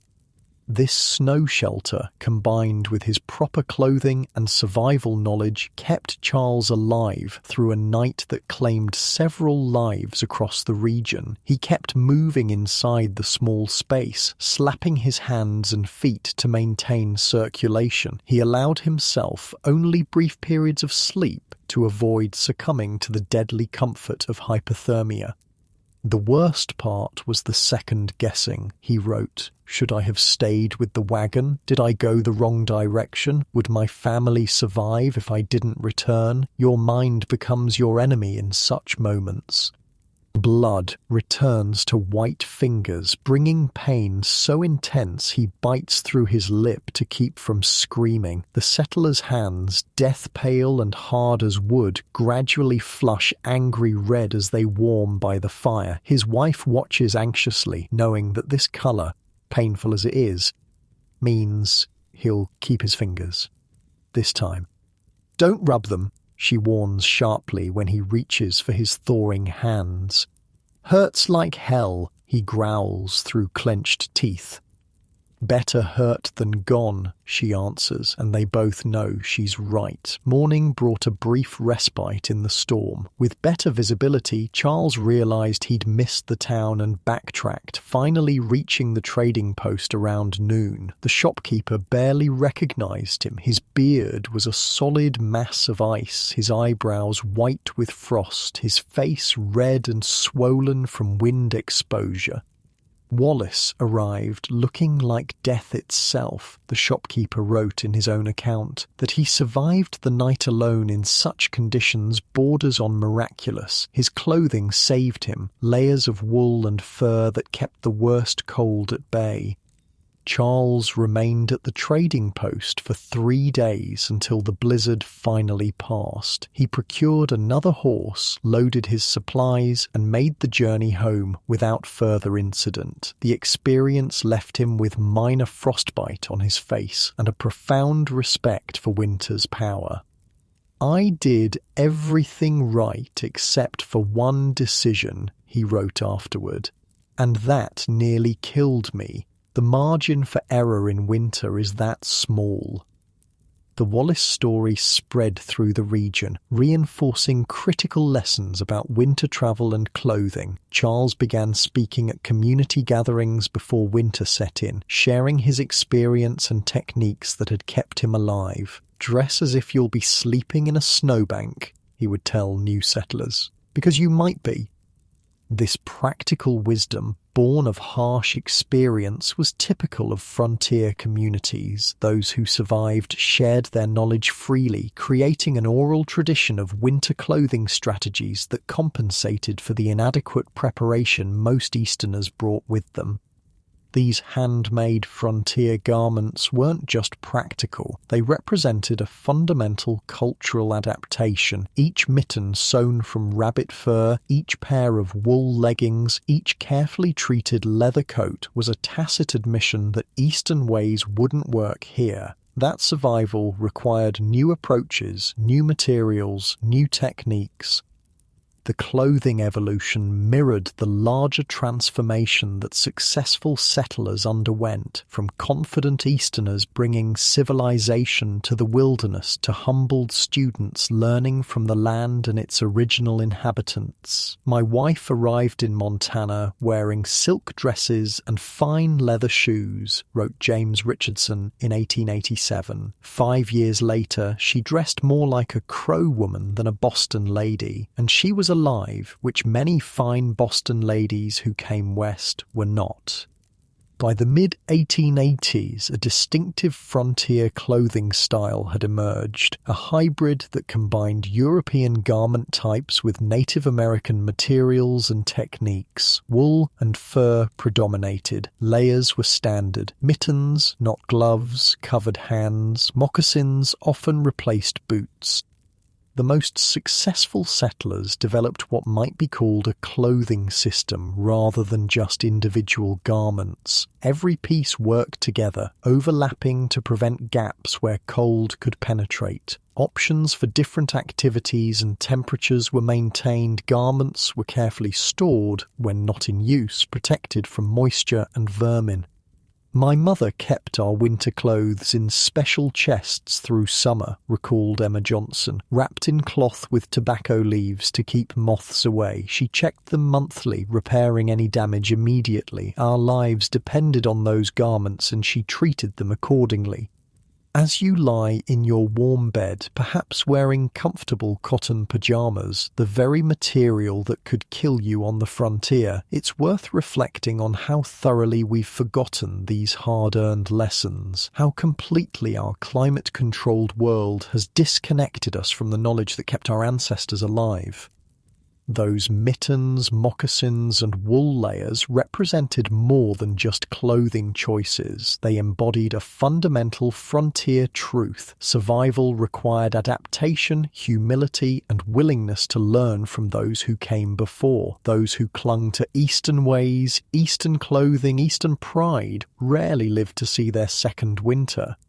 But even the most perfectly dressed settler still faced the greatest winter challenge of all, food, because no matter how warm your clothing or how well heated your home, without adequate nourishment, the body's internal furnace would sputter and die. And on the isolated frontier, with no grocery stores or restaurants, winter food security meant the difference between life and death. When we think about frontier survival, we often focus on the dramatic, the blizzards, the freezing temperatures, the physical dangers, but in many ways the greatest winter challenge was much quieter, keeping enough food on the table to make it to spring. Unlike your midnight snack waiting in the fridge, frontier food couldn't be taken for granted. There were no grocery stores, no restaurants, no delivery services. What you managed to grow, gather, hunt, and preserve before winter was all you had. No second chances, no restocking. The root cellar's earthy darkness cradles what remains of their winter stores. 3 potatoes and a wizened turnip. The woman holds the lantern higher, its light revealing empty shelves where food should be. February has barely begun, and already they're facing the abyss.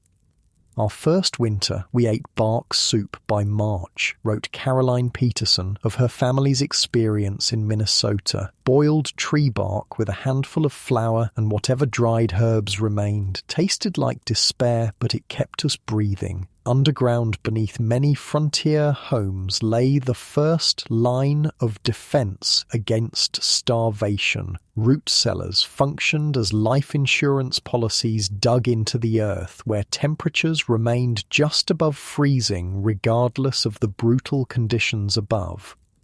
"Father dug our cellar 7 feet deep," recalled Emma Johnson. "Said the devil himself couldn't freeze food that far underground. Turns out he was right. Even when it hit 40 below outside, the cellar stayed cold but never frosted." These subterranean vaults preserved vegetables through the darkest months, providing crucial nutrition when the body needed it most. Potatoes, carrots, turnips, beets, anything that could be stored without spoiling was carefully arranged on shelves or in barrels filled with sand.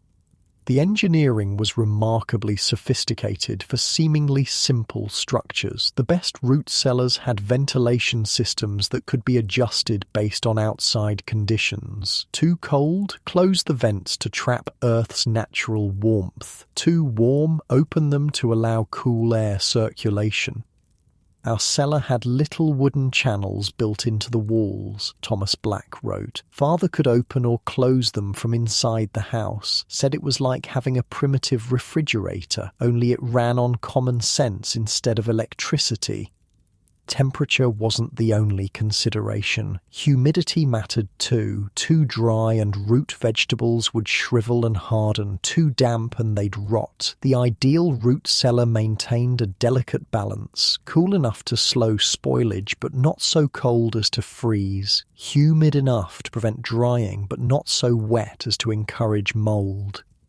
Some vegetables required special treatment. Cabbages were often pulled up with roots intact and hung upside down from cellar ceiling beams. Onions needed drier conditions than potatoes and were typically stored in mesh bags or braided into strings. Apples were kept separate from other produce because they release ethylene gas that speeds ripening and spoilage.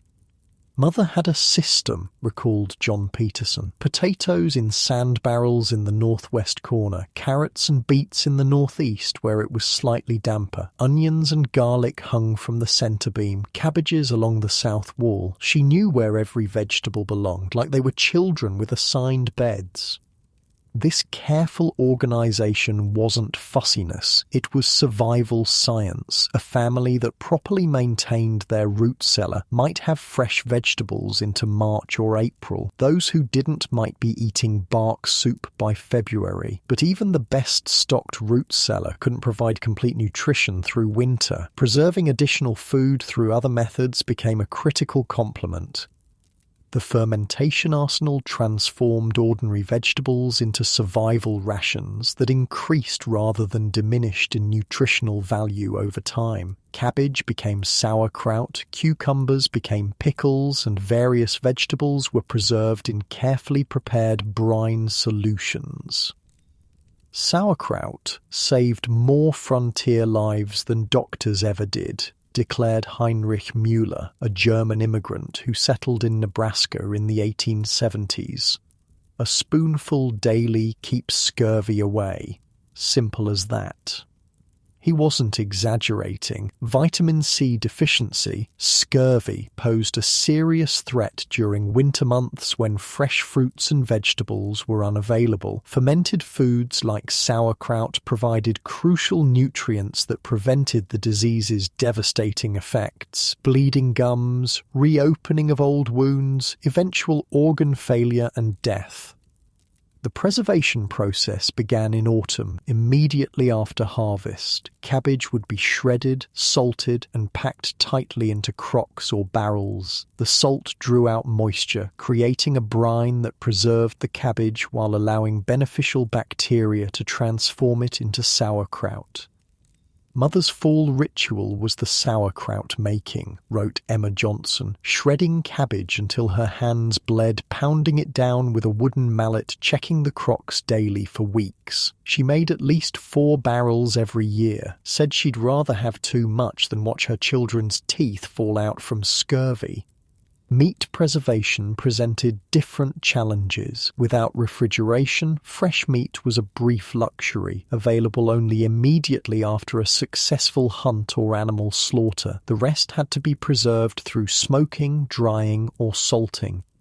Jerky, thin strips of meat dried until most moisture was removed, became a staple in many frontier households. The process was simple but required careful attention. Meat was cut into uniform thin strips, treated with salt, and hung in a well-ventilated area to dry. Made jerky in September every year, wrote Charles Wallace. 30 pounds of venison, 15 of beef if we had it. Hung the strips from kitchen rafters for 2 weeks. House smelled like a tannery, but that jerky kept us going through more than one lean period. Salt pork and salt beef provided another preservation option. Meat was packed in barrels or crocks with layers of salt, creating an environment where bacteria couldn't survive. The resulting preserved meat was extremely salty and often required soaking before cooking, but it remained edible for months. The salt pork barrel was our bank account, recalled Thomas Peterson. Father would check it weekly, calculating how many weeks remained until spring. Some winters we ate well. Others he'd shave off pieces thin as paper to make it stretch. She carves paper-thin slices of salt pork, stretching the last of it to feed 6 hungry mouths. The translucent pieces barely cover the bread. Everyone pretends not to notice how little there is, a collective fiction that somehow makes it easier to bear. Will there be more tomorrow? a child asks. The mother's hands pause. There's always enough, she answers, though everyone at the table knows it's a lie. But perhaps the most complete nutritional technology adopted by frontier settlers was pemmican, a concentrated mixture of dried meat, animal fat, and berries that created a perfect survival food containing all necessary nutrients. Pemmican sits like a dark brick in his palm, concentrated survival you can hold in one hand. The mixture of dried meat, rendered fat, and berries doesn't look appetizing, but it will keep a body going for days when nothing else is available. Looks like something the dog wouldn't eat, the man admits, with a half smile. Tastes about the same too, but I've seen it keep men alive when everything else ran out.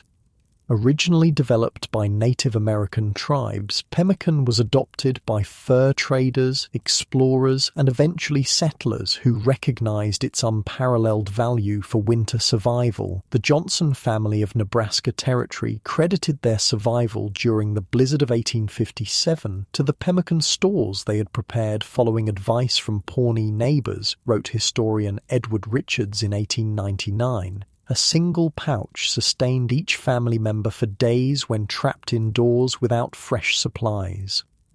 The creation of pemmican was labor-intensive but worth the effort. Meat, usually bison, elk, deer, or beef, was cut into thin strips and thoroughly dried until brittle. Then it was pounded into a powder and mixed with rendered animal fat. Dried berries might be added for flavor and additional nutrition. The mixture was packed into rawhide containers where it could remain edible for years. A single pound of pemmican contained approximately 3,000 calories and enough nutrients to sustain an active adult for multiple days. It could be eaten as is or cooked into stews or soups as conditions allowed. "We made 50 pounds every fall," wrote Michael Hamilton, who learned the technique from Lakota neighbors. Took a week of work, drying the meat, rendering the fat, pounding it all together. But that pemmican saw us through 3 different blizzards when we couldn't reach our main food stores. Worth every hour of labor.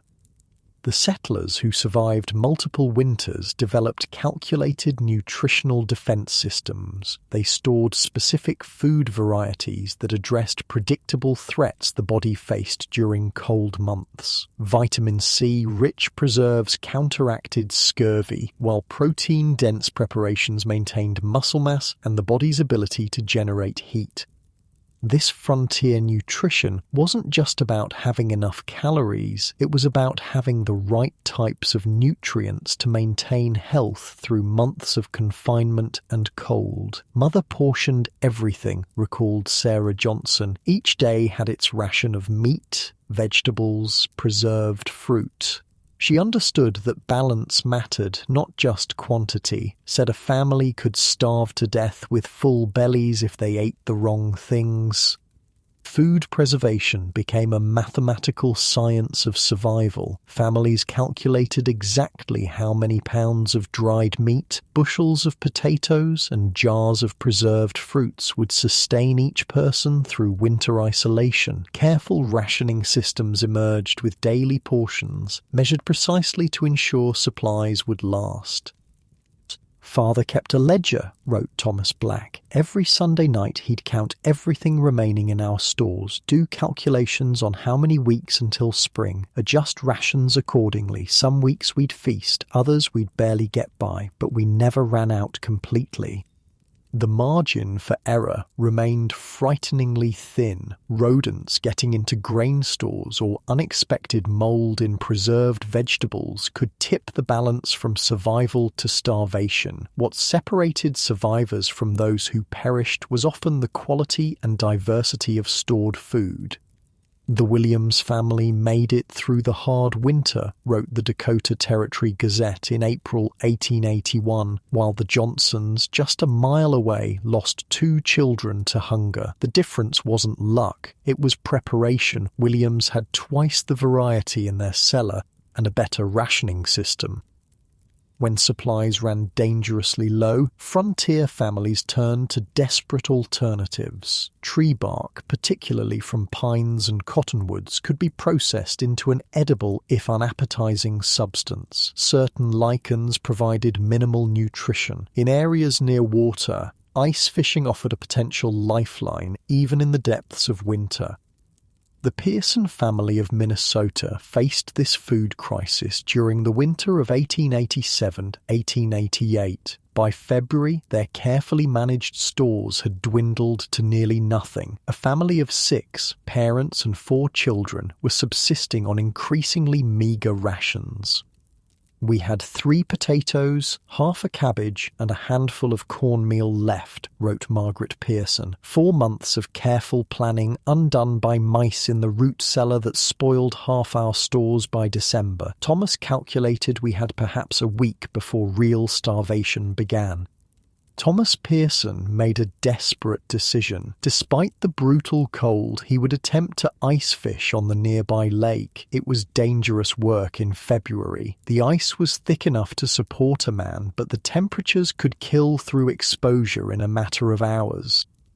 "Father fashioned special tools," recalled young James Pearson, who was 9 that winter. "A chisel made from an old file to cut through ice, a covered bucket to keep the fishing hole from freezing over, hooks made from bent needles." He worked all night preparing.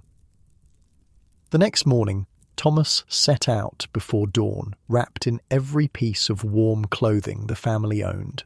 He took a small sled to carry his equipment and, hopefully, bring back fish.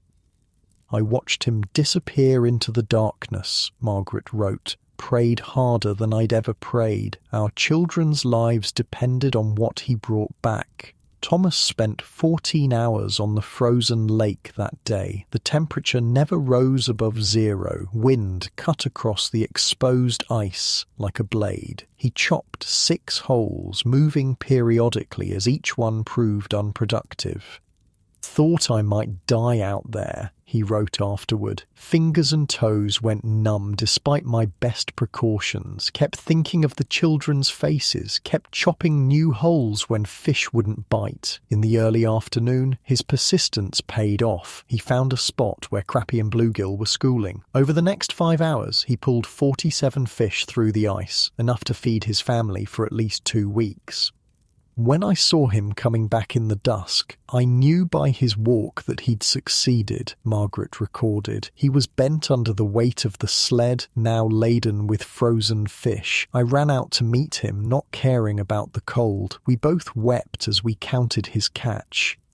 The Pearsons survived that winter through a combination of ice fishing, careful rationing, and community support. Neighbors who had slightly more abundant stores shared what they could, creating a mutual insurance system against starvation.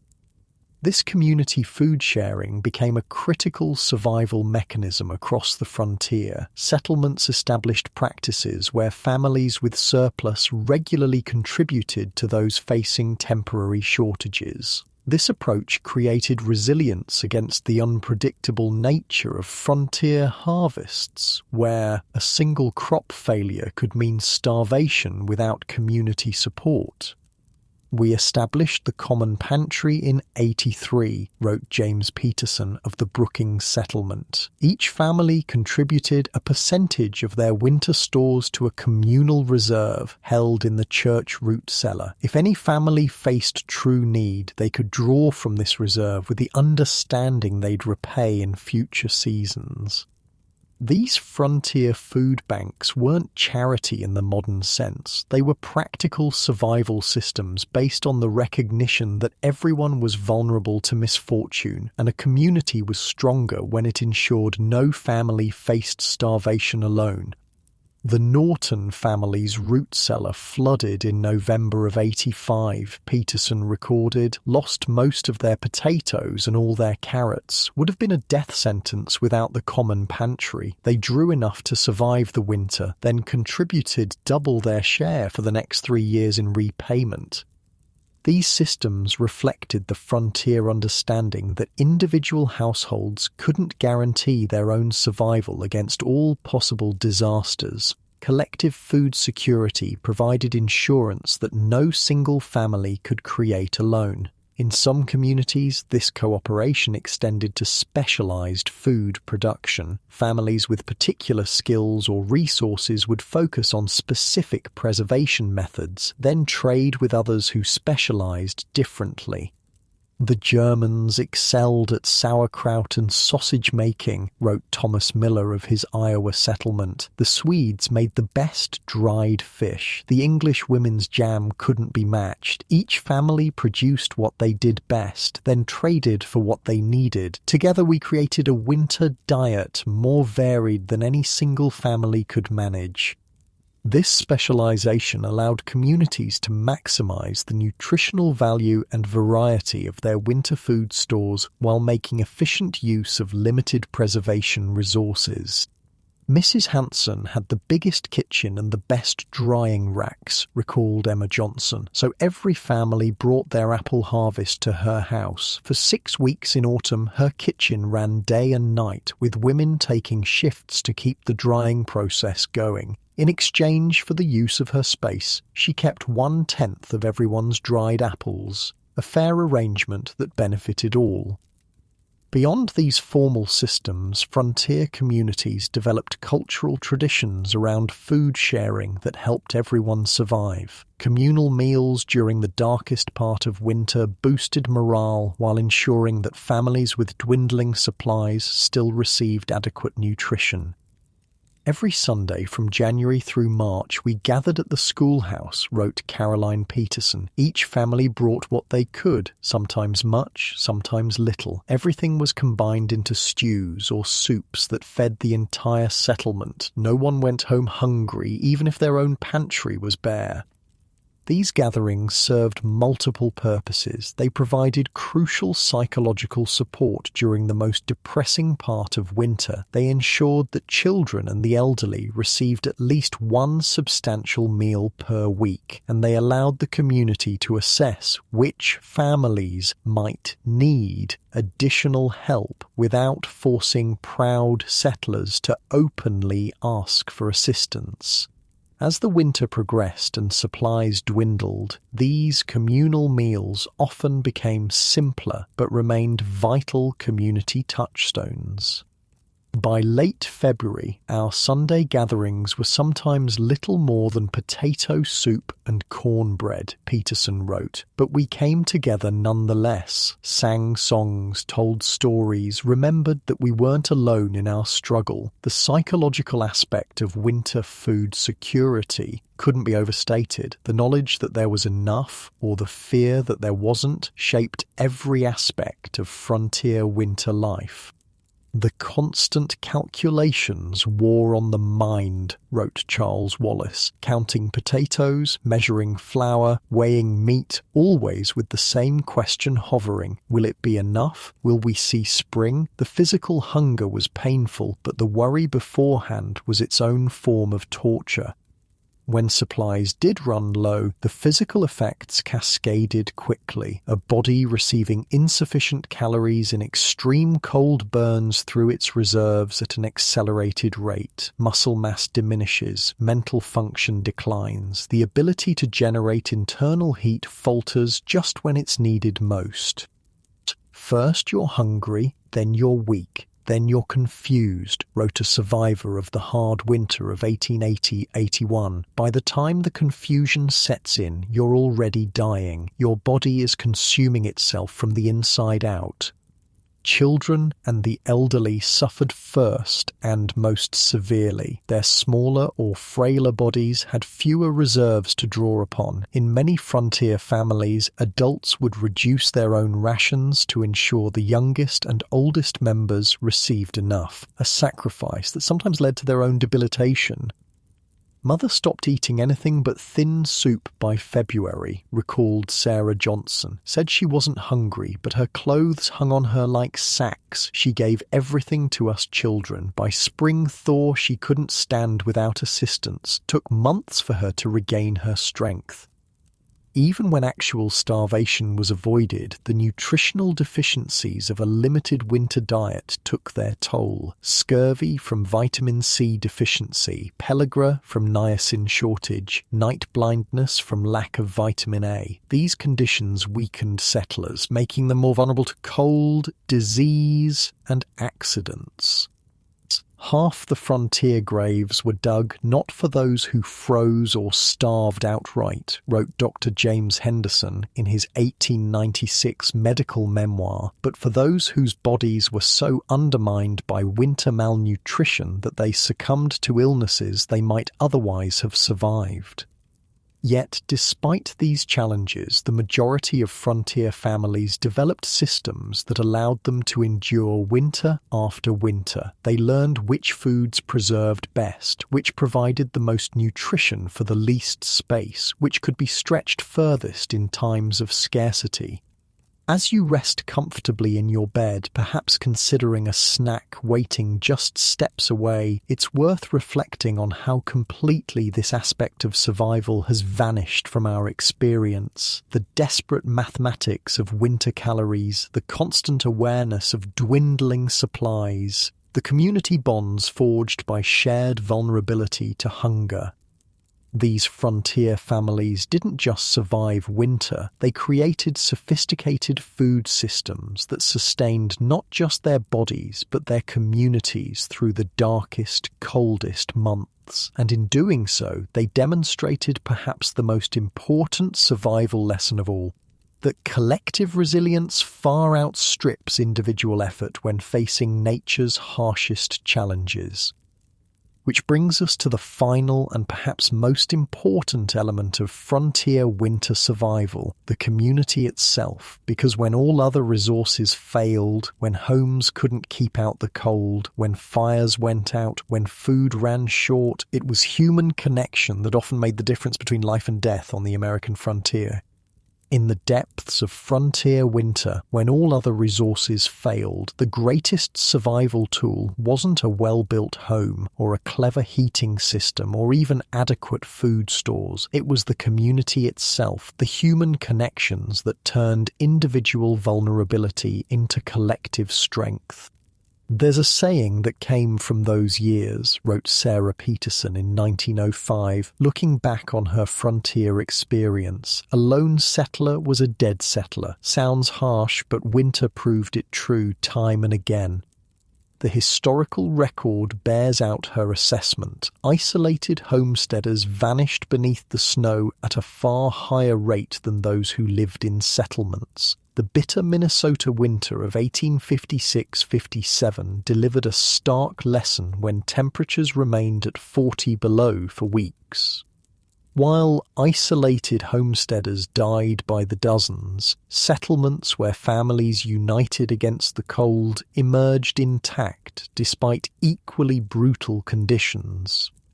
This pattern repeated across the frontier, revealing a fundamental truth that many proud pioneers refused to acknowledge until too late. Those who faced winter alone rarely lived to tell their tale.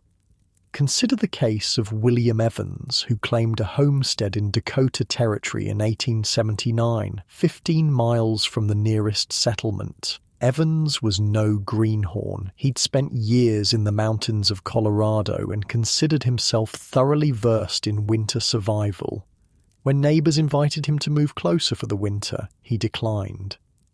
Evans told me he'd be fine on his own, wrote Thomas Johnson. Said he'd survived worse in the Rockies. I tried explaining that Dakota winter was different, but he just laughed. Said he wasn't some helpless city boy who needed to huddle with strangers. Evans built a solid cabin, gathered ample fuel, and stored food carefully. By all accounts, he was well prepared, but what he couldn't account for was the psychological toll of isolation combined with winter's physical threats.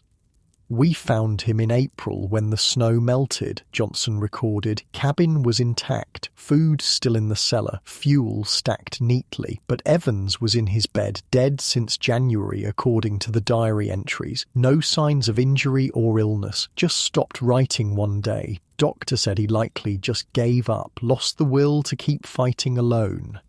This phenomenon, sometimes called cabin fever, but more accurately described as a combination of depression, anxiety, and sensory deprivation, claimed countless frontier lives. Human beings, it turns out, aren't meant to endure extended isolation, particularly when combined with darkness, cold, and constant danger. The mind needs company like the body needs food, wrote Dr. James Henderson in 1883. I've seen strong men waste away in winter isolation despite adequate physical provisions. The spirit starves when deprived of human contact. Children's bodies, found frozen in prayer positions, are laid out in the schoolhouse like terrible dolls. Parents move between them in stunned silence, searching for their own. Some collapse when they find what they're looking for, others when they don't.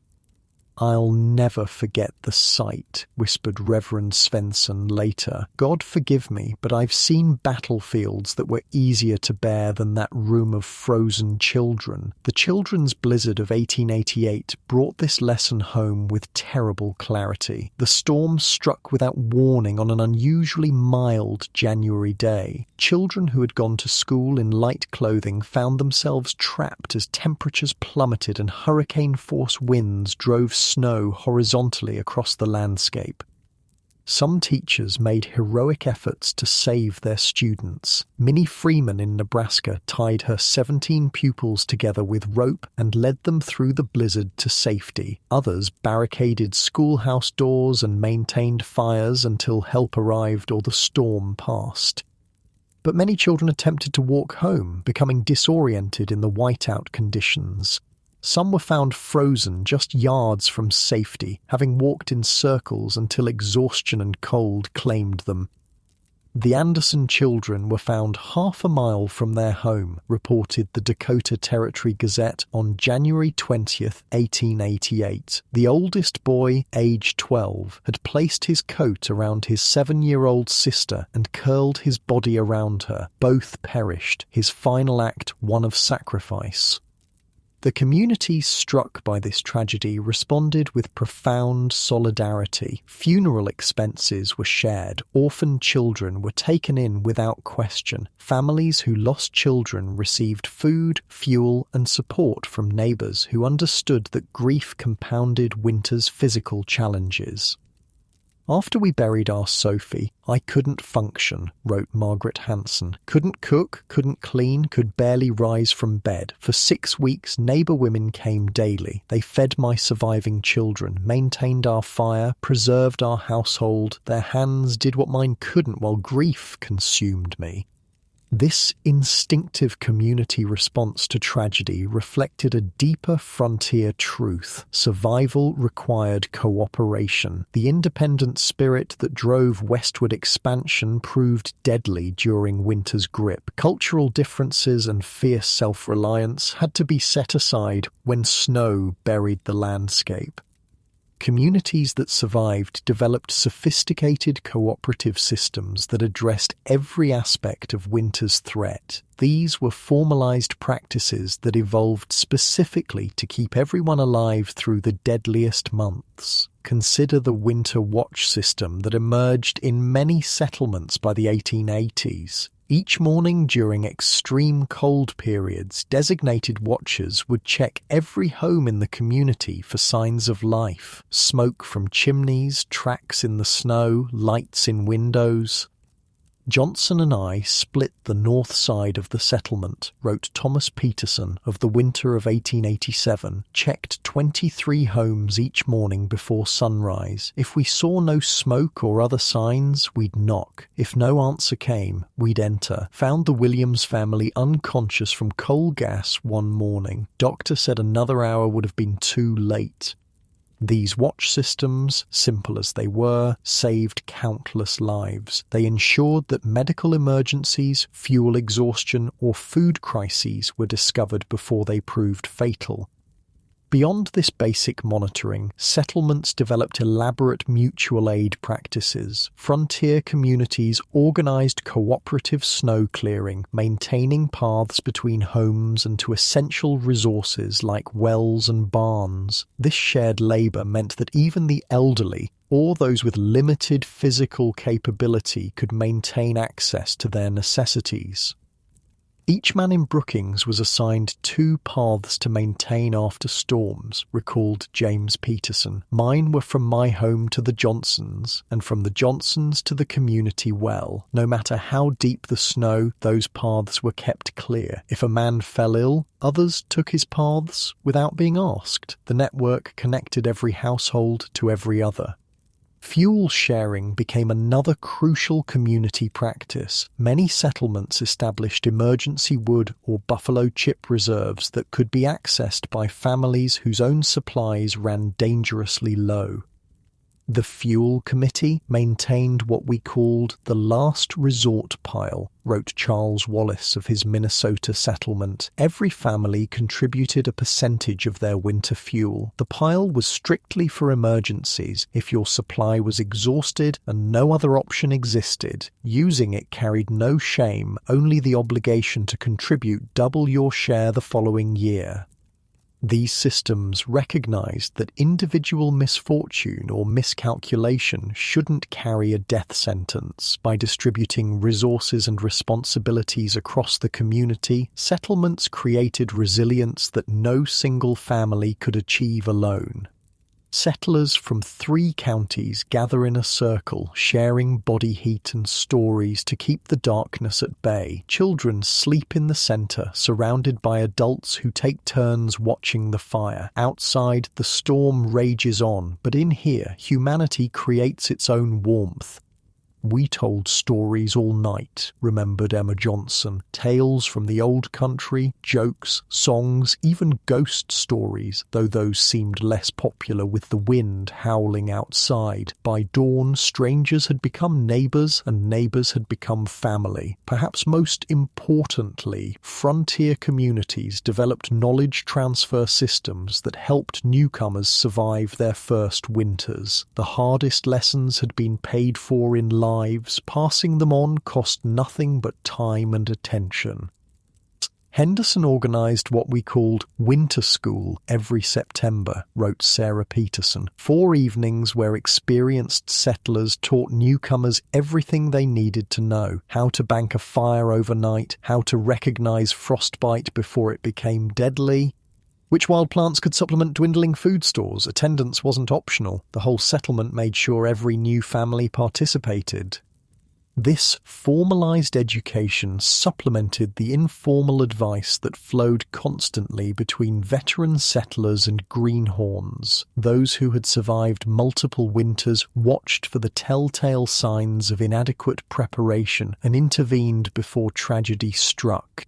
Williams noticed I hadn't insulated my north wall properly, recorded Michael Johnson in 1886. Rather than just telling me, he showed up with materials and helped me fix it, said nothing, just worked alongside me for a day. Later I learned he'd done the same for 3 other families that autumn. Communities even developed systems for maintaining mental health through the darkest months. Regular social gatherings combated isolation and depression. Settlements organized weekly events throughout winter. Dances, religious services, communal meals, or simple visiting rotations that ensured no family went too long without company. Mother established Sunday gatherings after the 79 winter when Pearson lost his mind from loneliness, wrote Emma Johnson. Each week, 3 or 4 families would squeeze into someone's home. Didn't matter if there was barely room to stand. Being pressed together was part of the comfort. We'd sing, pray, share what food we could, and remember we weren't facing winter alone. These gatherings weren't luxuries, they were mental health interventions that literally saved lives. Communities that maintained regular social contact through winter lost fewer members to the despair that could be as deadly as cold or hunger. Anderson would have ended things in 82 if not for the weekly gatherings Peterson recorded carefully in his private journal. He told me so years later, said hearing children laugh every Sunday gave him reason to keep his fire burning through Saturday night.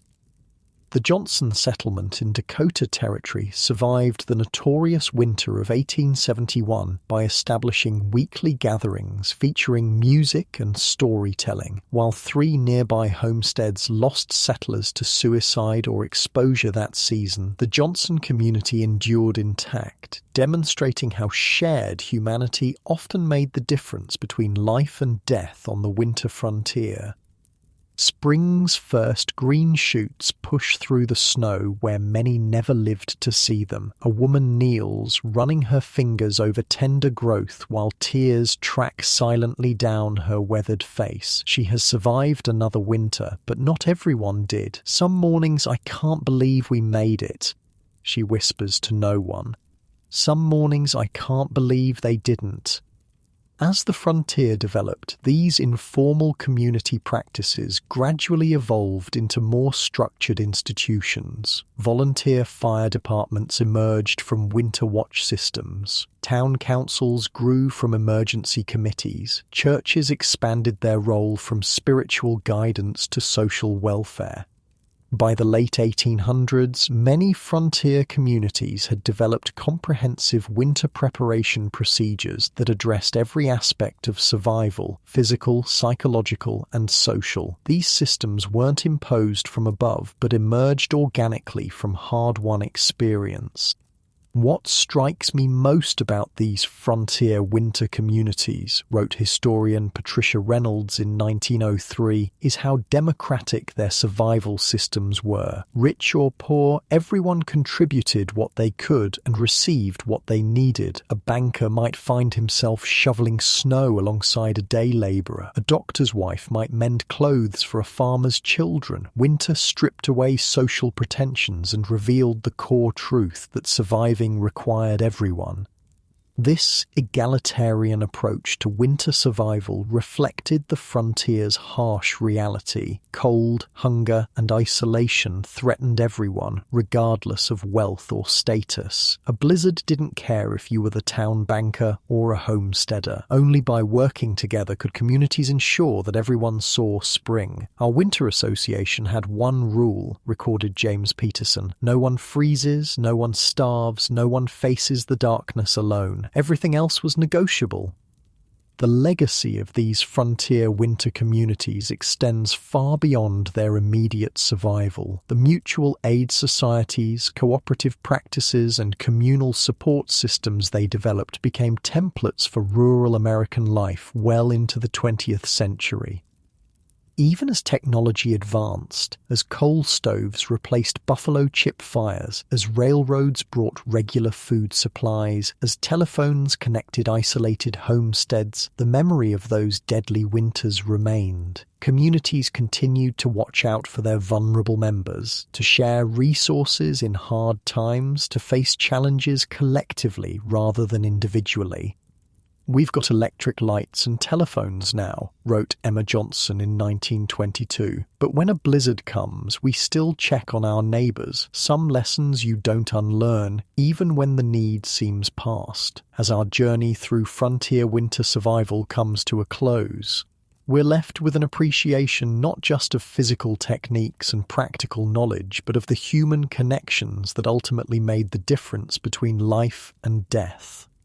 Those settlers who survived the harshest environments weren't necessarily the strongest individuals, or even the best prepared. They were those who recognized their interdependence, who built communities strong enough to withstand whatever winter brought. Their legacy isn't just in the towns and farms they established, but in the understanding that true resilience comes from connection, that humans facing extreme challenges are stronger together than apart, that the community, not the individual, is the basic unit of survival.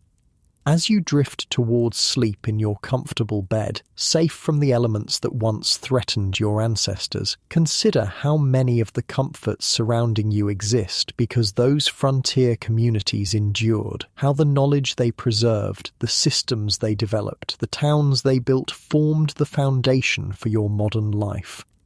The distance between their experience and yours may seem vast, separated by technology, time, and comfort, but the fundamental lessons they learned about human survival remain as relevant today as they were on the frozen prairie.